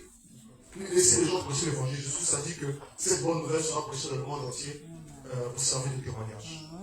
Mais il y a un témoignage spécifique. Et donc, là, on voit un peu ça. William Branham nous montre donc que le troisième but approche. Et si vous voulez bien le voir, la fois passée, nous avons lu plusieurs, juste au début en décembre, nous avons lu certaines choses, des annonces qu'il avait faites sur ce sujet, et que la vision de l'attente. Et après, le frère Branham dit que c'est accompli. Hein. Lui-même le dit, il attendait ça. Mais de son vivant, ce n'est pas encore arrivé. Il a expliqué comment cela devrait se produire, et etc. Bien. Dans le 7e sceau, avant d'arriver au paragraphe 300, d'accord, il raconte ce qu'il a vécu dans le Saguenay Kenyan, n'est-ce pas, de ce message, lorsqu'il a reçu l'épée du roi. Hein? Il dit que l'épée est tombée dans sa main, et lorsqu'il s'est demandé ce que signifiait cette vision, l'épée est tombée dans sa main, Amen. et c'est là qu'il dit que cela, le troisième but, on lui a dit que c'est le troisième but. Bon, ok. Hein? N'est-ce pas, non? Amen. C'est-à-dire que lorsqu'il l'épée est tombée dans sa main, l'épée du roi, il s'est demandé c'est quoi? On lui a dit que c'est le troisième but. Il pouvait venir nous dire, bon écoutez, j'ai déjà reçu ça, le troisième but c'est fini, c'est terminé, il n'y a rien qui doit arriver. Puisqu'il a reçu ça. Mais il dit que c'est le troisième but, on lui dit que c'est le troisième but, mais continue la vision. On lui dit que ça approche. Et on lui a dit qu'il s'approche. Et ici, cette vision qu'il a reçue sur le troisième but, sur l'épée en question, il a reçu ça avant que les anges puissent venir le voir. Vous voyez ça un peu? Avant qu'ils ne puissent rencontrer les anges. Mais pourquoi ici, dans le 7e sceau, William Branham nous ramène encore à cette vision-là? Comme si l'accomplissement qu'il avait lu sur la montagne n'était pas encore ça l'accomplissement. C'est important de soulever ça. Et c'est pourquoi il dit que j'ai vu cela devant mes yeux, c'est le troisième but qui approche. C'est clair là-bas? Amen. Or, le troisième but, c'est précisément l'ouverture du 7e sceau. Oui, c'est vrai. Le troisième but, c'est l'ouverture de la parole. Sois plus précis. Là, on a dit c'est les sceaux. Et sois plus précis. C'est le 7e sceau. Amen. Amen. Vous voyez comment dans quel dilemme nous sommes? Donc, c'est-à-dire que Tous les autres sceaux ne sont que l'ombre du septième. Le septième sceau. Et on va continuer, et il va nous dire encore plus précisément. Donc, tout ce que je vous lis là, je vous lis ce que j'ai découvert lorsque l'Esprit m'a dit. Vas-y, lire.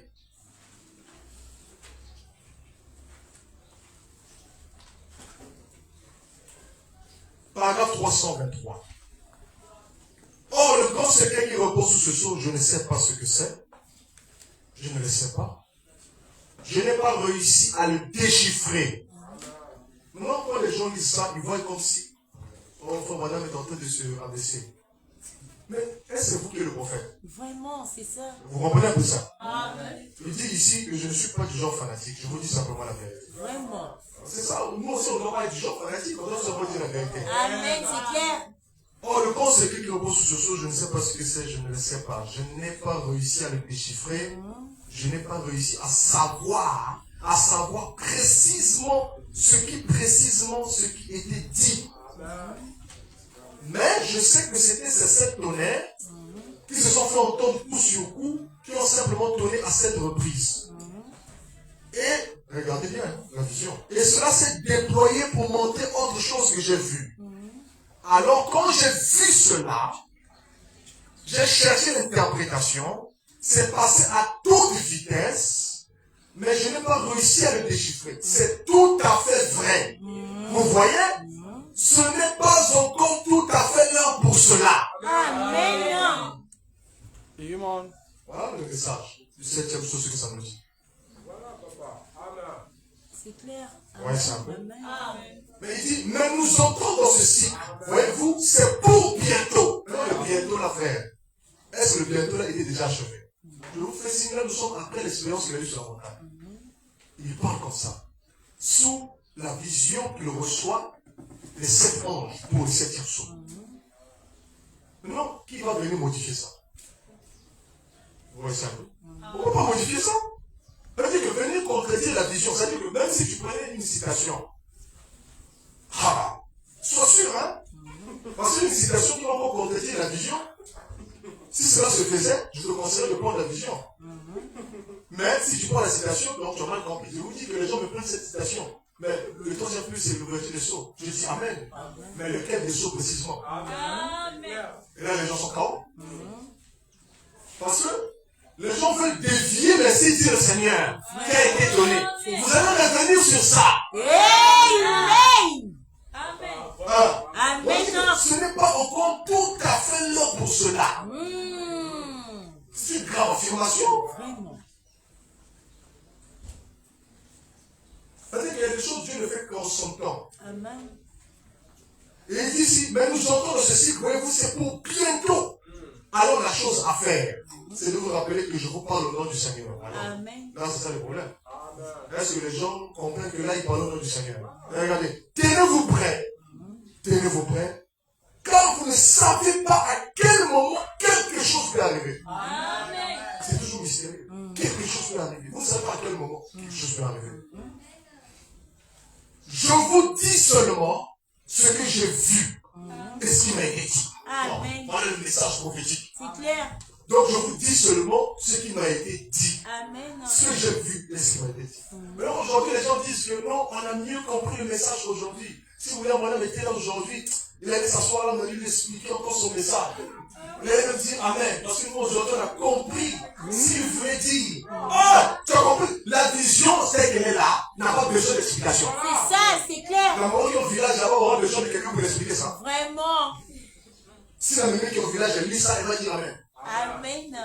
Mais c'est toi qui vas venir lui dire non, tu comprends, c'est-à-dire compliquer la tête des gens. Vraiment. La vision, c'est clair. Amen. Ça dit ce qui va se passer. Amen. Amen. Amen. Amen. Et là, il dit que je vous dis seulement ce que j'ai vu et ce qui m'a été dit.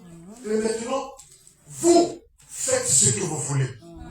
Ah, vous voyez la position. Là, il s'adresse à tout le corps de Christ. Donc, moi, là, parce qu'il y a des gens qui allaient le prendre peut-être pour, lui, il essaie de se faire passer pour quelqu'un d'important. Voilà, parce que, non. Et là, il dit clairement que non. Écoutez, je vous ai seulement dit ce que j'ai vu, ce qui m'a été dit.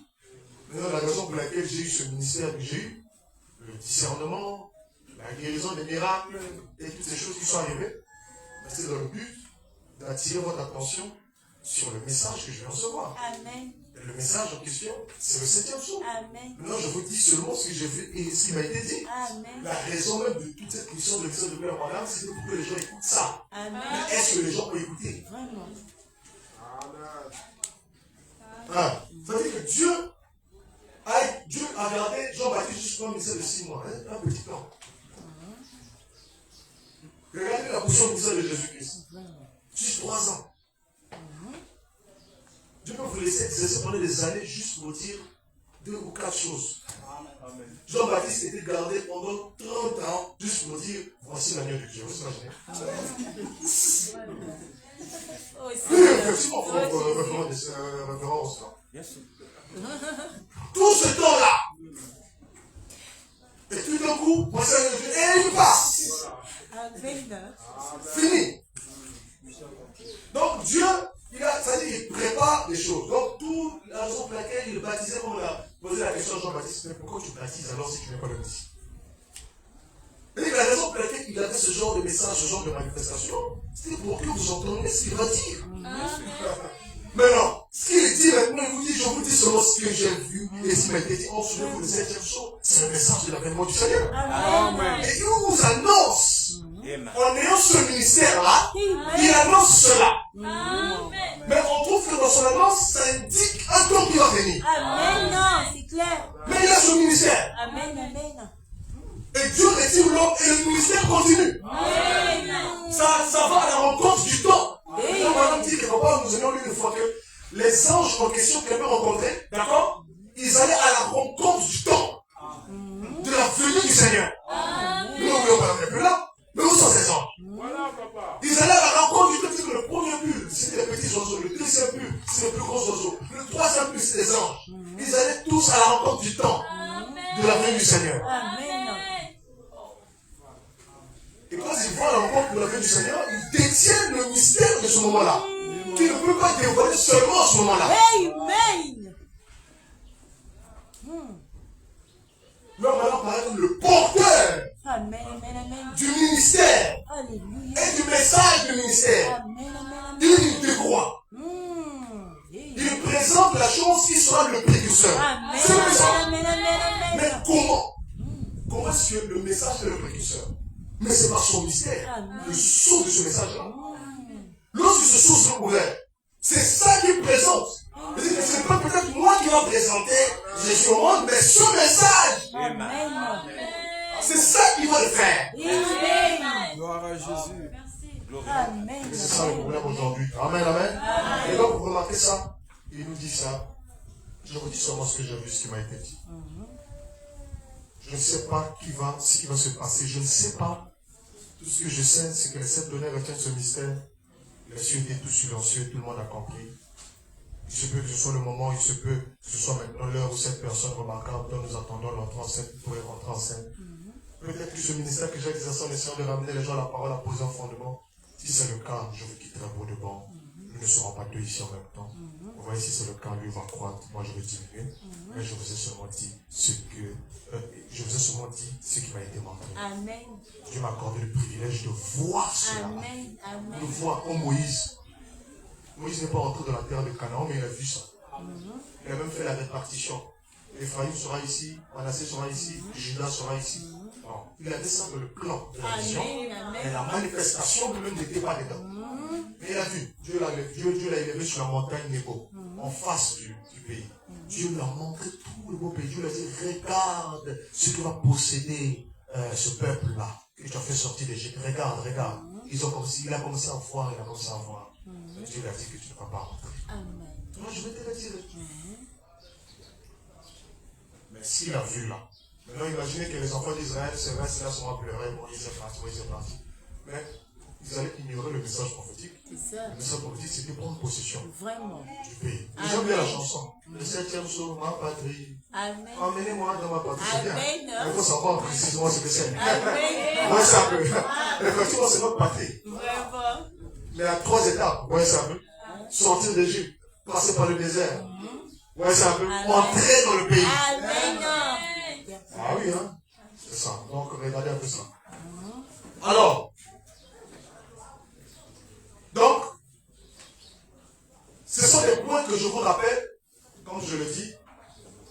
verrai toujours parce que même les gens qui sont à l'extérieur des autres églises, des autres confessions, ne connaissent pas bien ce que William Branham a dit. C'est-à-dire qu'on est trop dispersés. On n'arrive pas à faire connaître ce que cet homme de Dieu a reçu.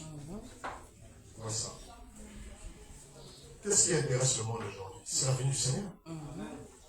N'est-ce pas? Quand je vais aller prêcher l'activité de Jésus en pentecôtisme, il croit en Jésus.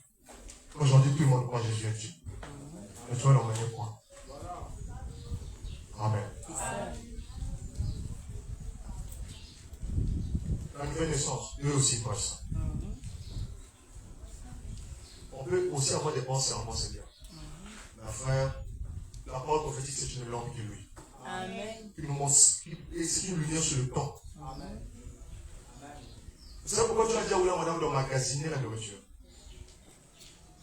Parce que le temps n'était pas encore arrivé. Vous savez pourquoi Joseph avait dit à Pharaon d'emmagasiner la nourriture? Parce que le temps n'était pas encore arrivé. La famine ne s'était pas touchée. La famine devait arriver là-bas. Donc quand ça va servir à des gens. À un moment donné, il y a des gens qui vont faire sortir ça. Pas peut-être de la façon que les gens font aujourd'hui. Parce que les gens essaient de construire une organisation derrière tout ça. Mais il arrivera le temps où les gens vont reconnaître ce que c'était le message. Amen. Ils vont faire sortir ça. Maintenant, regardez quand on faisait sortir la nourriture. Vous voyez ça un peu? Il fallait le préparer. On fait sortir la nourriture. La nourriture en question, c'était des grains. Mais là, si tu allais manger les grains là comme ça. On allait prendre les grains là. Tu fais ça comme tu fais un plat. Tu prépares. Tu fais le pain avec. Et qu'est-ce que les frères de Joseph sont venus chercher en Égypte? Ils sont venus chercher le grain pour faire le pain.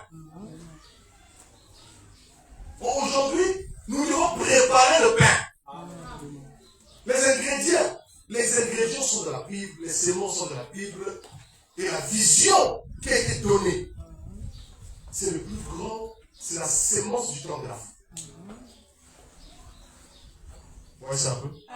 C'est pourquoi il y a vraiment un grand travail que le corps de Christ doit faire dans le monde dans lequel nous sommes.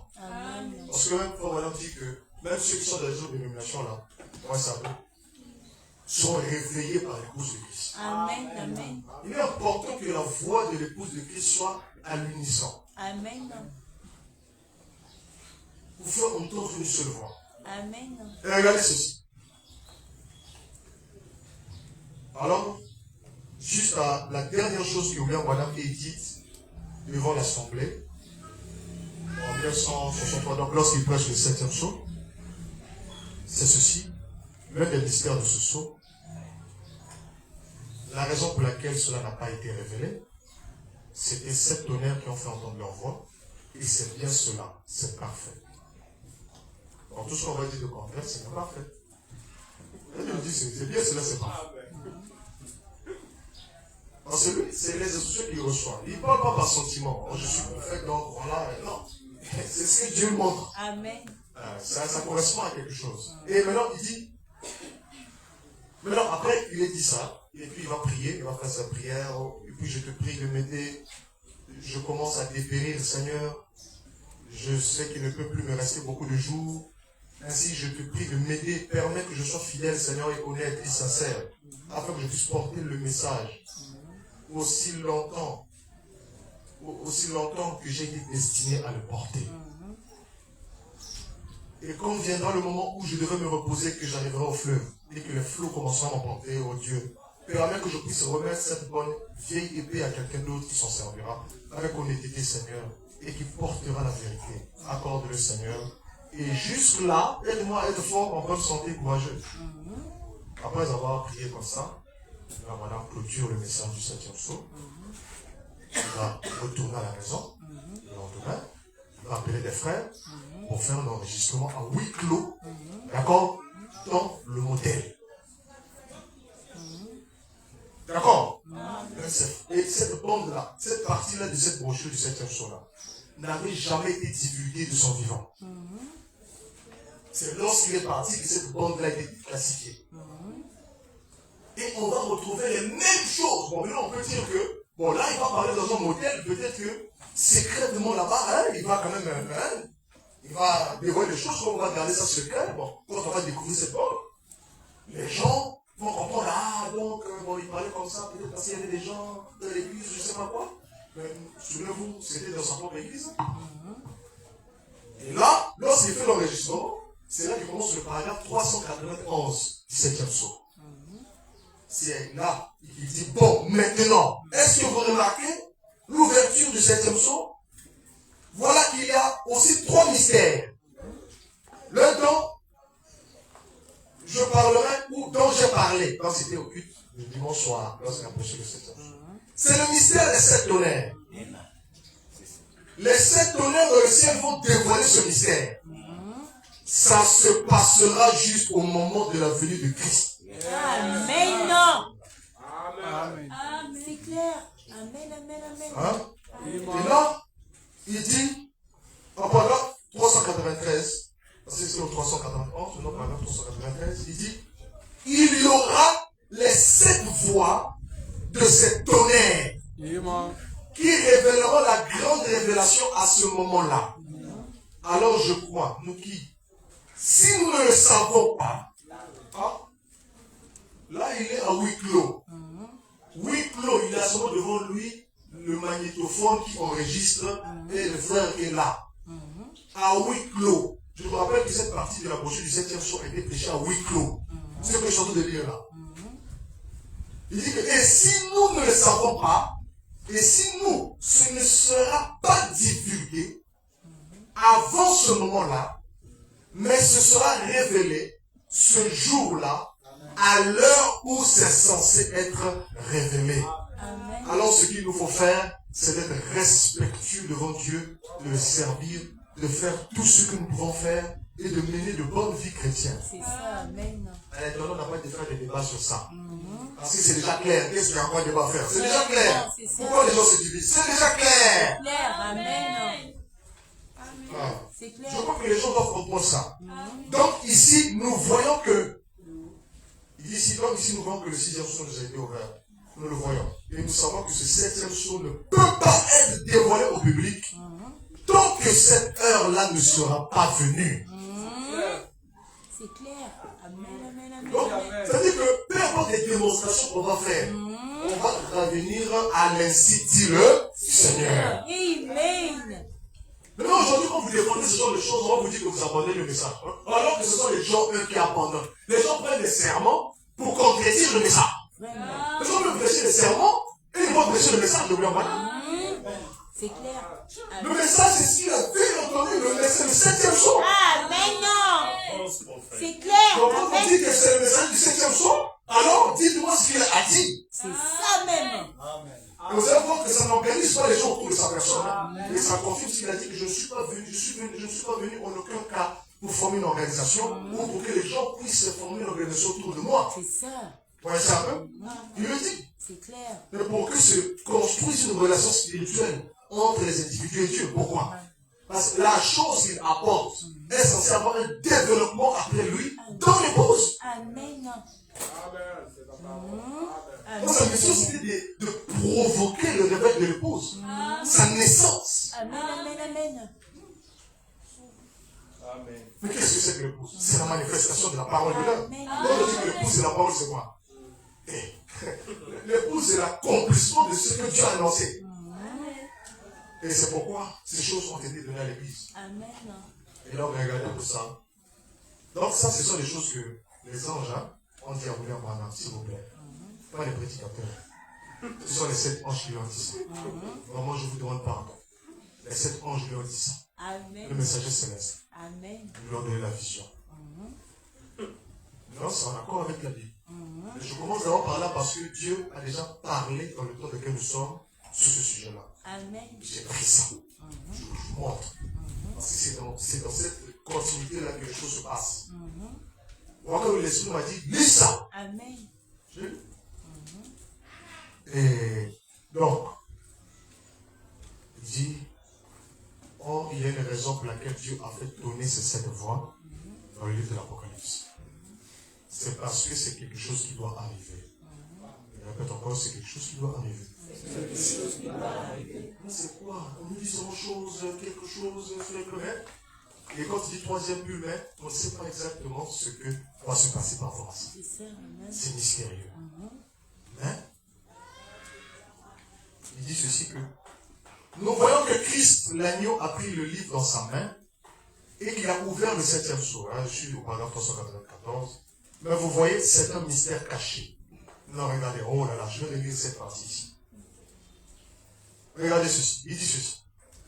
Après avoir dit donc que c'est parce que c'est quelque chose qui doit arriver, il dit, vous voyez, il dit, nous voyons que Christ, l'agneau, a pris le livre dans sa main. A pris le livre dans sa main. Et qu'il a ouvert le 7e sceau. Répétez qu'il a ouvert le 7e sceau. Quand il dit ça, il fait référence à la Bible ici, ce qui est écrit ici. Oui, c'est un peu. Donc remarquez que lorsque l'agneau prend le livre dans sa main, c'est pour ouvrir le 7e sceau. Parce que quand le 7e sceau s'ouvre, c'est toute la plénitude de tout ce qui doit se faire qui est alors manifesté. Oui, c'est un peu. Et là, il dit que l'agneau a pris le rouleau dans sa main, et qu'il a pris le livre dans sa main et qu'il a ouvert le 7e sceau. Il dit ceci. Mais vous voyez, c'est un mystère caché. Personne ne le connaît. Personne. Mais cela concorde parfaitement avec ce qu'il a dit. D'accord? Vous voyez que personne ne le connaît, mais il en a reçu la compréhension. On a vu la compréhension du sceau pour le présenter comme ça, c'est parce qu'il a eu la vision. Il a reçu la compréhension du sceau, mais pas l'ouverture. L'ouverture, c'est la compréhension. Lorsque le sceau s'ouvre, c'est comme Jean-Baptiste, il était le seul qui savait exactement comment le Messie va ressembler. Le Messie sera comment. Les autres ne savaient pas comment le Messie devait se manifester. Remarquez. Les pharisiens, ils pensaient que ça allait se faire d'une certaine façon. Les hérodiens pensaient que ça allait se faire d'une certaine façon. Les Esséniens et tout ce qu'il y avait à cette époque-là pensaient que ça allait se faire d'une certaine façon. Mais Jean-Baptiste savait précisément les choses parce qu'il était le seul qui connaissait qu'est-ce qui va manifester la chose. J'ai vu l'esprit descendre sur lui, etc. Bref. Donc, il était le seul qui pouvait présenter la chose. Et le seul à avoir présenté ça comme ça, c'est William Branham. Pourquoi? Parce que les anges lui ont montré ça. Voilà ce qui va présenter. Voilà ce qui va se passer. Il a reçu la chose de façon personnalisée. Nous reçoit la compréhension, mais lorsque cette chose va s'accomplir, alors là, la lumière totale vient sur les yeux.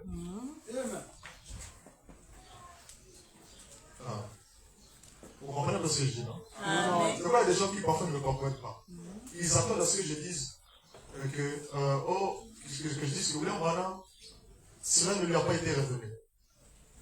Non, cela lui a été révélé, mais à quel stade? C'est-à-dire qu'il a reçu une révélation qui doit être révélée. Parce que ta révélation te dit que la chose va se produire. Donc on a fait la chose qui va se produire là, c'est ça qui soit la révélation de la révélation. Donc on dit que dans le son là, il y a ça. C'est comme Moïse. Regardez. Moïse, il présente la terre de Canaan. Il n'est même pas autour de la terre de Canaan. Hein. Ça, c'est la terre de Canaan. Mais il te dit déjà que Judas sera ici. Ephraïm sera ici. Ephraïm, Manassé, Benjamin. Il te dit ça. Mais il n'est pas dedans. Donc, il reçoit la compréhension, la révélation de Canaan, mais pas la manifestation. Il ne rentre pas. C'est Josué et Caleb qui rentrent. Amen. C'est la même chose. Ça, c'est une position d'équilibre. Vous voyez ça un peu? Recevoir la présentation de cette chose-là, parce que le 7e sceau s'est présenté à William Branham sur le 7 anges. Lui rentrer, c'est au fait le ministère qu'il avait depuis le début, c'est le développement de ce sceau. Le truc maintenant, c'est que le temps pour que cela accomplisse la mission que cela doit accomplir vraiment n'était pas encore arrivé. Ces anges pourraient encore vers l'avènement du Seigneur. Vous voyez ça un peu? Et là, il s'est mis comme sur la montagne comme Moïse. Il a vu les choses qui étaient à l'intérieur. Il vous dit, dans le 7e sceau, il y a 3 choses. Il y a le premier, il y a le 3e bulle, il y a les 7 tonnerres. Vous savez, William Branham n'a jamais parlé de la 3e chose. Jamais. Il n'a jamais cité la 3e chose. Mais il dit qu'il y a 3 choses. Il dit qu'il y a le 3e bulle, il y a les 7 tonnerres. La 3e chose, il n'a jamais parlé de ça. Au sujet du 3e bulle, lorsque vous allez voir, il fait la présentation, il dit que ça approche. Vous voyez ça un peu? Je n'ai pas réussi à interpréter cela, savoir précisément ce qui était dit, mais c'est le troisième but qui approche. Moi, les 7 tonnerres, il dit que ce mystère-là, vous voyez, sera révélé seulement en ce moment-là. Vous voyez ça un peu? La troisième chose, je n'en parle pas. Il ne dit pas ça. Mais il cite clairement les 2 premières choses. Et ça va tous les références à ça. Maintenant, regardez. Donc, la troisième chose, les gens disent, il a emporté sa vaisselle dans sa tombe. Ça dit qu'il a emmené le secret là avec lui. D'accord. Mais en réalité, l'homme, madame, ne peut pas cacher ça si cela lui était révélé. Vous voyez ça un peu? Voilà. Mais il y avait 3 choses. Mais les 2 premières choses, déjà qu'il avait dit, résumaient déjà presque tout. Il n'avait pas eu besoin de parler de la troisième chose, parce que la troisième chose, vous voyez ça, quand ça sera révélé, vous allez comprendre pourquoi les 2 premières choses ont été présentées comme ça. Et que la troisième chose, avec un détail, vous allez voir. Bon, je ne vais pas trop parler. Maintenant, regardez un peu ça, non? Recevoir la présentation, le schéma, le plan, ça ne veut pas dire recevoir le pays. Vous voyez ça un peu? Il a reçu la révélation au stade de présentation. Présentation de la chose. Le gouvernement était son ministère, c'était le ministère du 7e sceau. Mais seulement, c'était au niveau de le 3e but, attention. Hein. Le premier et le 2e but n'étaient qu'une évolution progressive. Mais ce 7e sceau qui était vraiment son ministère, ce 3e sceau. Et quand il arrive là, il doit diminuer. D'accord? Pour que la chose puisse croître en son temps. Amen. Le porteur, il libère la sémence, il doit se reproduire. Mais regardez ceci. Là, il dit donc que c'est un mystère caché, personne ne le connaît. Mais cela concorde parfaitement avec ce qu'il a dit que personne ne saurait quand il vient. Cela concorde parfaitement avec le fait, n'est-ce pas? Il a dit que personne ne saurait quand il vient. Amen.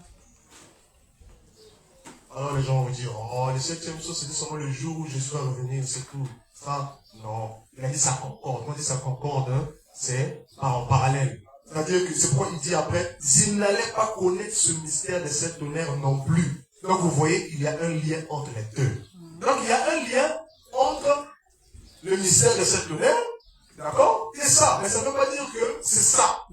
Mais il y a un lien entre les deux. Amen. Pourquoi? Parce que c'est le sceau de la venue du Seigneur. Dans le sceau de la venue du Seigneur, il y a ces 3 choses-là. Hein? Il dit, nous comprenons une partie aujourd'hui puisque tout le reste est dévoilé. Mais ceci, ce n'est pas dévoilé.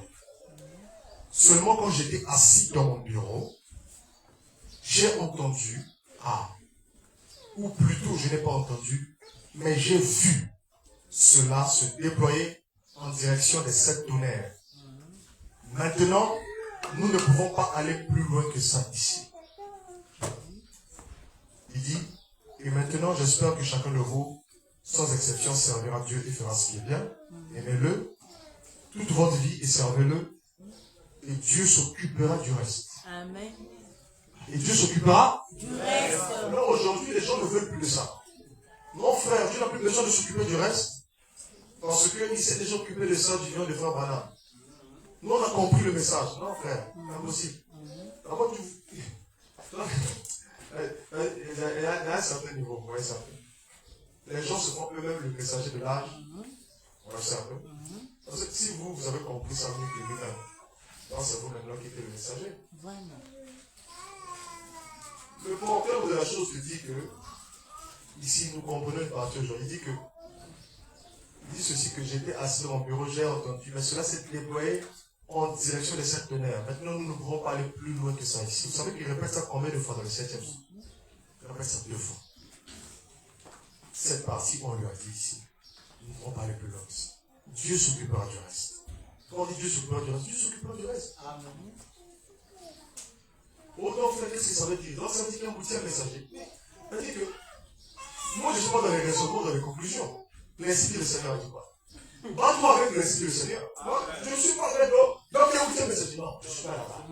Maintenant je sais qu'il y a des mouvements des boutiers messagers qui viennent pour dire qu'à nous on vient révéler ça. Laissez-leur faire ce qu'ils veulent faire. Il n'y a pas de problème. Nous, on est là avec la Bible pour mesurer les choses. Amen. Quand quelque chose est contraire à la parole, on met ça à côté. C'est ça, c'est clair. Amen, amen. Vous voyez ça? Mais ça ne peut pas dire parce qu'il y a beaucoup de faux points qui s'élèveront que les verset dit le Seigneur il surveillera. C'est ça. Vraiment. On a dit Dieu s'occupera du reste. Même William Branham lui disait que je surveille constamment. Il observait même les gens dans sa génération pour voir qui avait vraiment le vrai message. Pour aujourd'hui, les gens n'observent pas ça. Ça sera critiqué. Ah, il y a les routiers messagers là-bas. Il y a les routiers messagers. Non, est-ce que tu as moins écouté ce qu'ils disent? Parce qu'on va rejeter les enseignements des gens sur la base de la Bible. Pas sur la base de ah, routier messager ou pas. C'est ça. Amen. C'est vrai, nous sommes à la disposition du Saint-Esprit. Amen, amen, amen. Parce qu'aujourd'hui, les 7 anges volent juste pour la veille du Seigneur. Ils continuent à voler. Amen. Je vais vous lire la citation là. J'ai déjà lu ça. J'ai lu ça avec ma grâce du tabernacle, n'est-ce pas? Oui. Mais on va dire que ces anges-là, le premier but, le deuxième but, le troisième but, il dit que ces anges allaient à la rencontre du temps de la veille du Seigneur. Bon, maintenant, le prophète, lui, Dieu la retient. Donc, c'est-à-dire que ces anges continuent à voler. C'est ça. Ça veut dire que s'ils te trouvent en bas, ils vont te prendre. On va te dire, eh non, c'est mon frère, madame. On va te prendre. C'est ça. Tu dois entrer dans la chambre du roi. Mais les gens parlent de la chambre du roi, ils nient encore leur propre révélation. Vraiment. Mais la chambre du roi, c'est quoi? C'est pas juste s'asseoir et écouter les sermons de frère, voilà. C'est entrer dans la main cachée, frère. Amen. La main cachée. Amen, amen. Alors, s'il y avait la main qui tombait dehors, c'était comparé au serment habituel. Mais il y avait une main cachée que Moïse faisait enterrer dans la troisième partie du tabernacle. Voilà, troisième pub. Troisième partie du tabernacle. Et là-bas, on cachait la manne. Il y avait ce qu'on appelle une manne cachée. Et c'est ça qui est la promesse pour nous. Amen. C'est-à-dire que si tu manges la manne qui tombe habituellement, c'est bien. Mais il y a une manne réservée Alléluia. pour ceux qui traversent le voile. Amen. Lorsque tu entres là-bas, et Jésus a dit, celui qui vaincra, je lui donnerai aussi à manger de la manne cachée. Amen. Vaincre, c'est quoi le système? Les raisonnements, le système. Oui, c'est ça. Alors, regardez un peu ça. Dieu s'occupera du reste. Et voilà. Voilà donc ce qu'il a dit.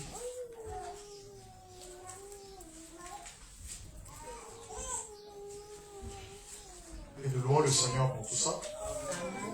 On connaît un peu la base, hein. C'est comme ça que tout avait commencé. C'est comme ça que tout avait commencé. Je ne savais pas que j'allais découvrir ça. Je n'avais jamais, je ne savais même pas que l'homme avait dit ces choses-là. Vous savez, je suis fils de pasteur. Amen. Et étonnez-vous que je ne savais même pas ça. D'accord? Je ne savais pas ça. J'ai regardé, j'ai dit, oh, c'est vraiment lui qui dit ça. J'ai vérifié. Et c'est lui. Et c'est lui. Le septième jour ne doit pas être porté à la connaissance du public. Il dit, par conséquent, nous voyons que c'est un mystère total. Donc l'heure où ce mystère doit être connu n'est pas encore venue. Mais on va répéter ça 3 fois, le septième jour. Nous savons ce qu'il en est jusque-là. Et on connaîtra le reste à peu près au moment où Jésus apparaîtra sur terre de nouveau pour venir chercher son épouse ou ce qui se passera à ce moment-là. Il dit, oh, jusqu'à ce moment-là, prions tous, menons tous de bonne vie chrétienne droite, en attendant avec impatience sa venue. La seule chose à faire, continuer simplement à servir Dieu, c'est que ce grand secret est tellement grand que Dieu n'a même pas permis à Jean de l'écrire. Donc il s'agit du message secret de cette lumière. Il n'a pas permis à Jean de l'écrire. Il a donné main pour savoir que, pour nous promettre qu'il serait ouvert. Mais jusqu'ici, il n'est pas ouvert. Amen. Jusqu'ici, il n'est pas ouvert. Amen. Et il dit donc cet ange qui était à ma gauche. En fait, il serait le dernier ou le 7e ange. Maintenant, regardez là où je veux maintenant vous montrer comment est-ce que William Branham, dans cette expérience-là, était comparable à Jean-Baptiste. Regardez. Jean-Baptiste, il a vu la manifestation qui allait se produire après lui. Il a regardé, il a vu, il était le seul à qui cette expérience-là a été dévoilée. Et ici aussi, William Branham dit, donc cet ange qui était à ma gauche, en fait, il serait le dernier ou le 7e ange. Donc, ce serait le message du dernier ange. Très impressionnant. Or, ce septième sceau. Vous voyez ça un peu? Nous sommes au paragraphe 407. Regarde encore, je vais vous répéter ça. Nous sommes au paragraphe 407. Donc cet ange qui est à ma gauche, d'ailleurs, on a dit que c'était des messagers. Ces anges-là qu'il a rencontrés. C'était des messagers. Et il dit que, oh, cet ange qui est à ma gauche, en fait, il sera le dernier ou le septième ange. Donc, ce serait le message du dernier ange. Très impressionnant. Or, ça, c'est ce septième sceau. C'est encore quelque chose d'impressionnant. Et nous ne savons pas encore ce que c'est. Parce qu'il n'a pas été permis qu'il soit brisé. Amen. Non, voyons, mais qu'est-ce qui se passe? Oui. Voilà l'homme qui est en contact avec eux. L'homme qui est en contact avec la révélation du temps de la fin. Amen. Regardez comment est-ce qu'il a parlé. Regardez nous. D'accord un peu? Comment est-ce que nous parlons comme si c'est nous qui étions là? Vraiment. C'est ça. Je ne sais pas si vous comprenez un peu. Vraiment. Non, c'est la vérité. C'est-à-dire, là, on dit que pas, non, je ne veux pas être fanatique, je dis la vérité. Amen. Nous, on vous dit, non, c'est pas comme ça, c'est-à-dire, ça va contredire l'esprit du Seigneur. C'est ça. Donc, il voit cet ange. Oh, cet ange-là, voyez son ministère depuis. Mais pourquoi ce son n'a pas été brisé? C'est le même ange. Il a marché dans l'esprit et la puissance de cet ange-là. Maintenant, sauf que là, il s'agit maintenant de la raison d'être du ministère même qu'il avait reçu. C'est pas ça déjà qui le comprennent. La raison d'être de ce ministère-là ne s'appliquait pas de son vivant. Ça s'appliquait au temps de la maturité de l'épouse. Et regardez, il dit donc, il voit dans cet ange. Billy Graham n'a pas vu ça. Oral Robert n'a pas vu ça. Tommy Osborne n'a pas vu ça. C'est comme à l'époque de Jean-Baptiste. Les pharisiens et les sadducéens n'ont pas vu ça. Mais c'est lui, Jean, qui a vu ça. Et lui seul peut l'identifier. Et le message de William Branham seul peut identifier cela lorsque cela doit s'accomplir. Parce que seul Jean peut dire que parce que ça sortait de ce qu'il disait. Amen. C'est pas ça les gens qui me disent. Amen. Donc cet ange qui est à ma gauche, en fait, il serait le dernier ou le septième ange. Est-ce qu'on peut répéter son son? Il serait le dernier ou le septième ange. Donc ce serait le message du dernier ange. Vous imaginez que le septième sceau, c'est le message du dernier ange. Ici, William Branham dit que ce serait. Amen. Pas ça a été ou c'est les non. Ce serait le message du dernier ange. Amen. Très impressionnant. Très impressionnant. Parce que cet ange était remarquable. Oh Jésus, c'est clair. Cet ange était remarquable, impressionnant. Amen. Or, il dit, ça c'est ce septième sceau. Amen, amen, amen. C'est cet ange qui a ça. Amen, amen, Ça amen. c'est ce septième sceau. C'est clair, Il dit, amen. c'est encore quelque chose d'impressionnant. Amen. Et nous ne savons pas encore ce que c'est parce qu'il n'a pas été permis qu'il soit brisé. Amen. Donc ça veut dire quoi? Même le message du dernier ange n'est pas offert. Mais introduit, mais présenté. Présenté. C'est-à-dire qu'il faut te présenter ça. Voilà la révélation que j'ai reçue. Voilà. Donc c'est-à-dire que quand William Branham dit que j'ai posé la fondation, réalisez ça, vous allez comprendre pourquoi il dit ça. Les gens pensent qu'il dit ça par humilité. Non. On peut bien se fâcher contre tous les 8e messagers aujourd'hui. Ils sont en Côte d'Ivoire et les fous par-ci par-là qui parfois disent qu'il y a des fausses doctrines. Ils vous disent que c'est moi qui la vois. Si vous ne me croyez pas, vous êtes perdu. Vous comprenez que c'est faux. Vous savez, la vérité est simple et facilement identifiable. Amen. C'est pas parce qu'il y aurait beaucoup de faux qu'il n'y aurait pas de vrai. C'est ça. Amen. Non, écoutez, les histoires de 8e messager d'abord, c'est quoi? Dans la Bible, ici, on a parlé de 8e messager. Non. Non? La Bible ici, c'est la promesse. La révélation de Jésus-Christ montre vraiment ce qui doit se passer. C'est clair, amen. Mais quand les gens parlent de 8e, c'est parce qu'ils voient à partir des 7. En réalité, c'est Jésus-Christ lui-même. C'est l'Esprit lui-même Amen. qui fait la succession, n'est-ce pas vrai? Et qui fait selon le bon vouloir de son volonté. Amen, amen. Vous avez vu, les 7 anges sont venus. Vous voyez ça un peu? Vous voulez envoyer même entrer dedans. Ça fait combien? C'est pas 8. Moi qui était le 8e messager par rapport à cette vision. C'est pas William Branham lui-même. C'est clair. Par rapport à ça. Maintenant, on te dit que ça approche de nouveau. Si les pouces rentrent là-bas, ça fera combien? C'est pas 8. Merci. Non, je dis ça seulement. Hein. Non, c'est une petite parenthèse. Hein. J'ai pris ça, c'est pas des exemples à prendre au sérieux. C'est juste des paraboles que j'essaie de montrer. Après, vous montrer que le débat sur 7 ou 8, arrêtez-moi ça. C'est pas biblique. Prenez la volonté de Dieu en marche. C'est aussi simple que ça. Là, il parle de 8, 7, c'est pas biblique cette chose. Amen. Tout ce qu'il y a, c'est que c'est le plan de Dieu qui doit être accompli. Amen. Et ici, maintenant, je pose la question aux gens. Lorsque les gens condamnaient Pasteur Baouti et tous ces gens-là, ouais, c'est un peu. Il dit, mais ces gens, c'est des anciens. Je vous dis, le Pasteur Baouti, vous voyez là. Mais c'est le pasteur de beaucoup de pasteurs. Vraiment, c'est Il ça. comprend le pasteur de mon pasteur. Vraiment. C'est mon père est sorti de lui. Amen, Et c'est là, vrai. le pasteur Yves Colombo est sorti de lui. Amen. Le pasteur Yves Colombo, c'est lui qui a amené mon père, etc. Et ils sont sortis aussi de là à cette époque-là. D'accord? Yves Colombo travaillait à l'époque de Baouti. C'est pas que Yves est sorti de Baouti, non. Ils ont travaillé en ce moment-là. D'accord? Mais dans ce Baouti, c'est un ancien et beaucoup des anciens. Vraiment.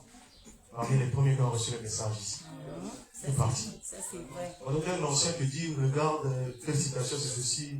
Quand madame a parlé de quelqu'un qui doit venir. Il dit, oh non, il a tort. Mais non, ça dit que, moi, ce que je ne comprends pas.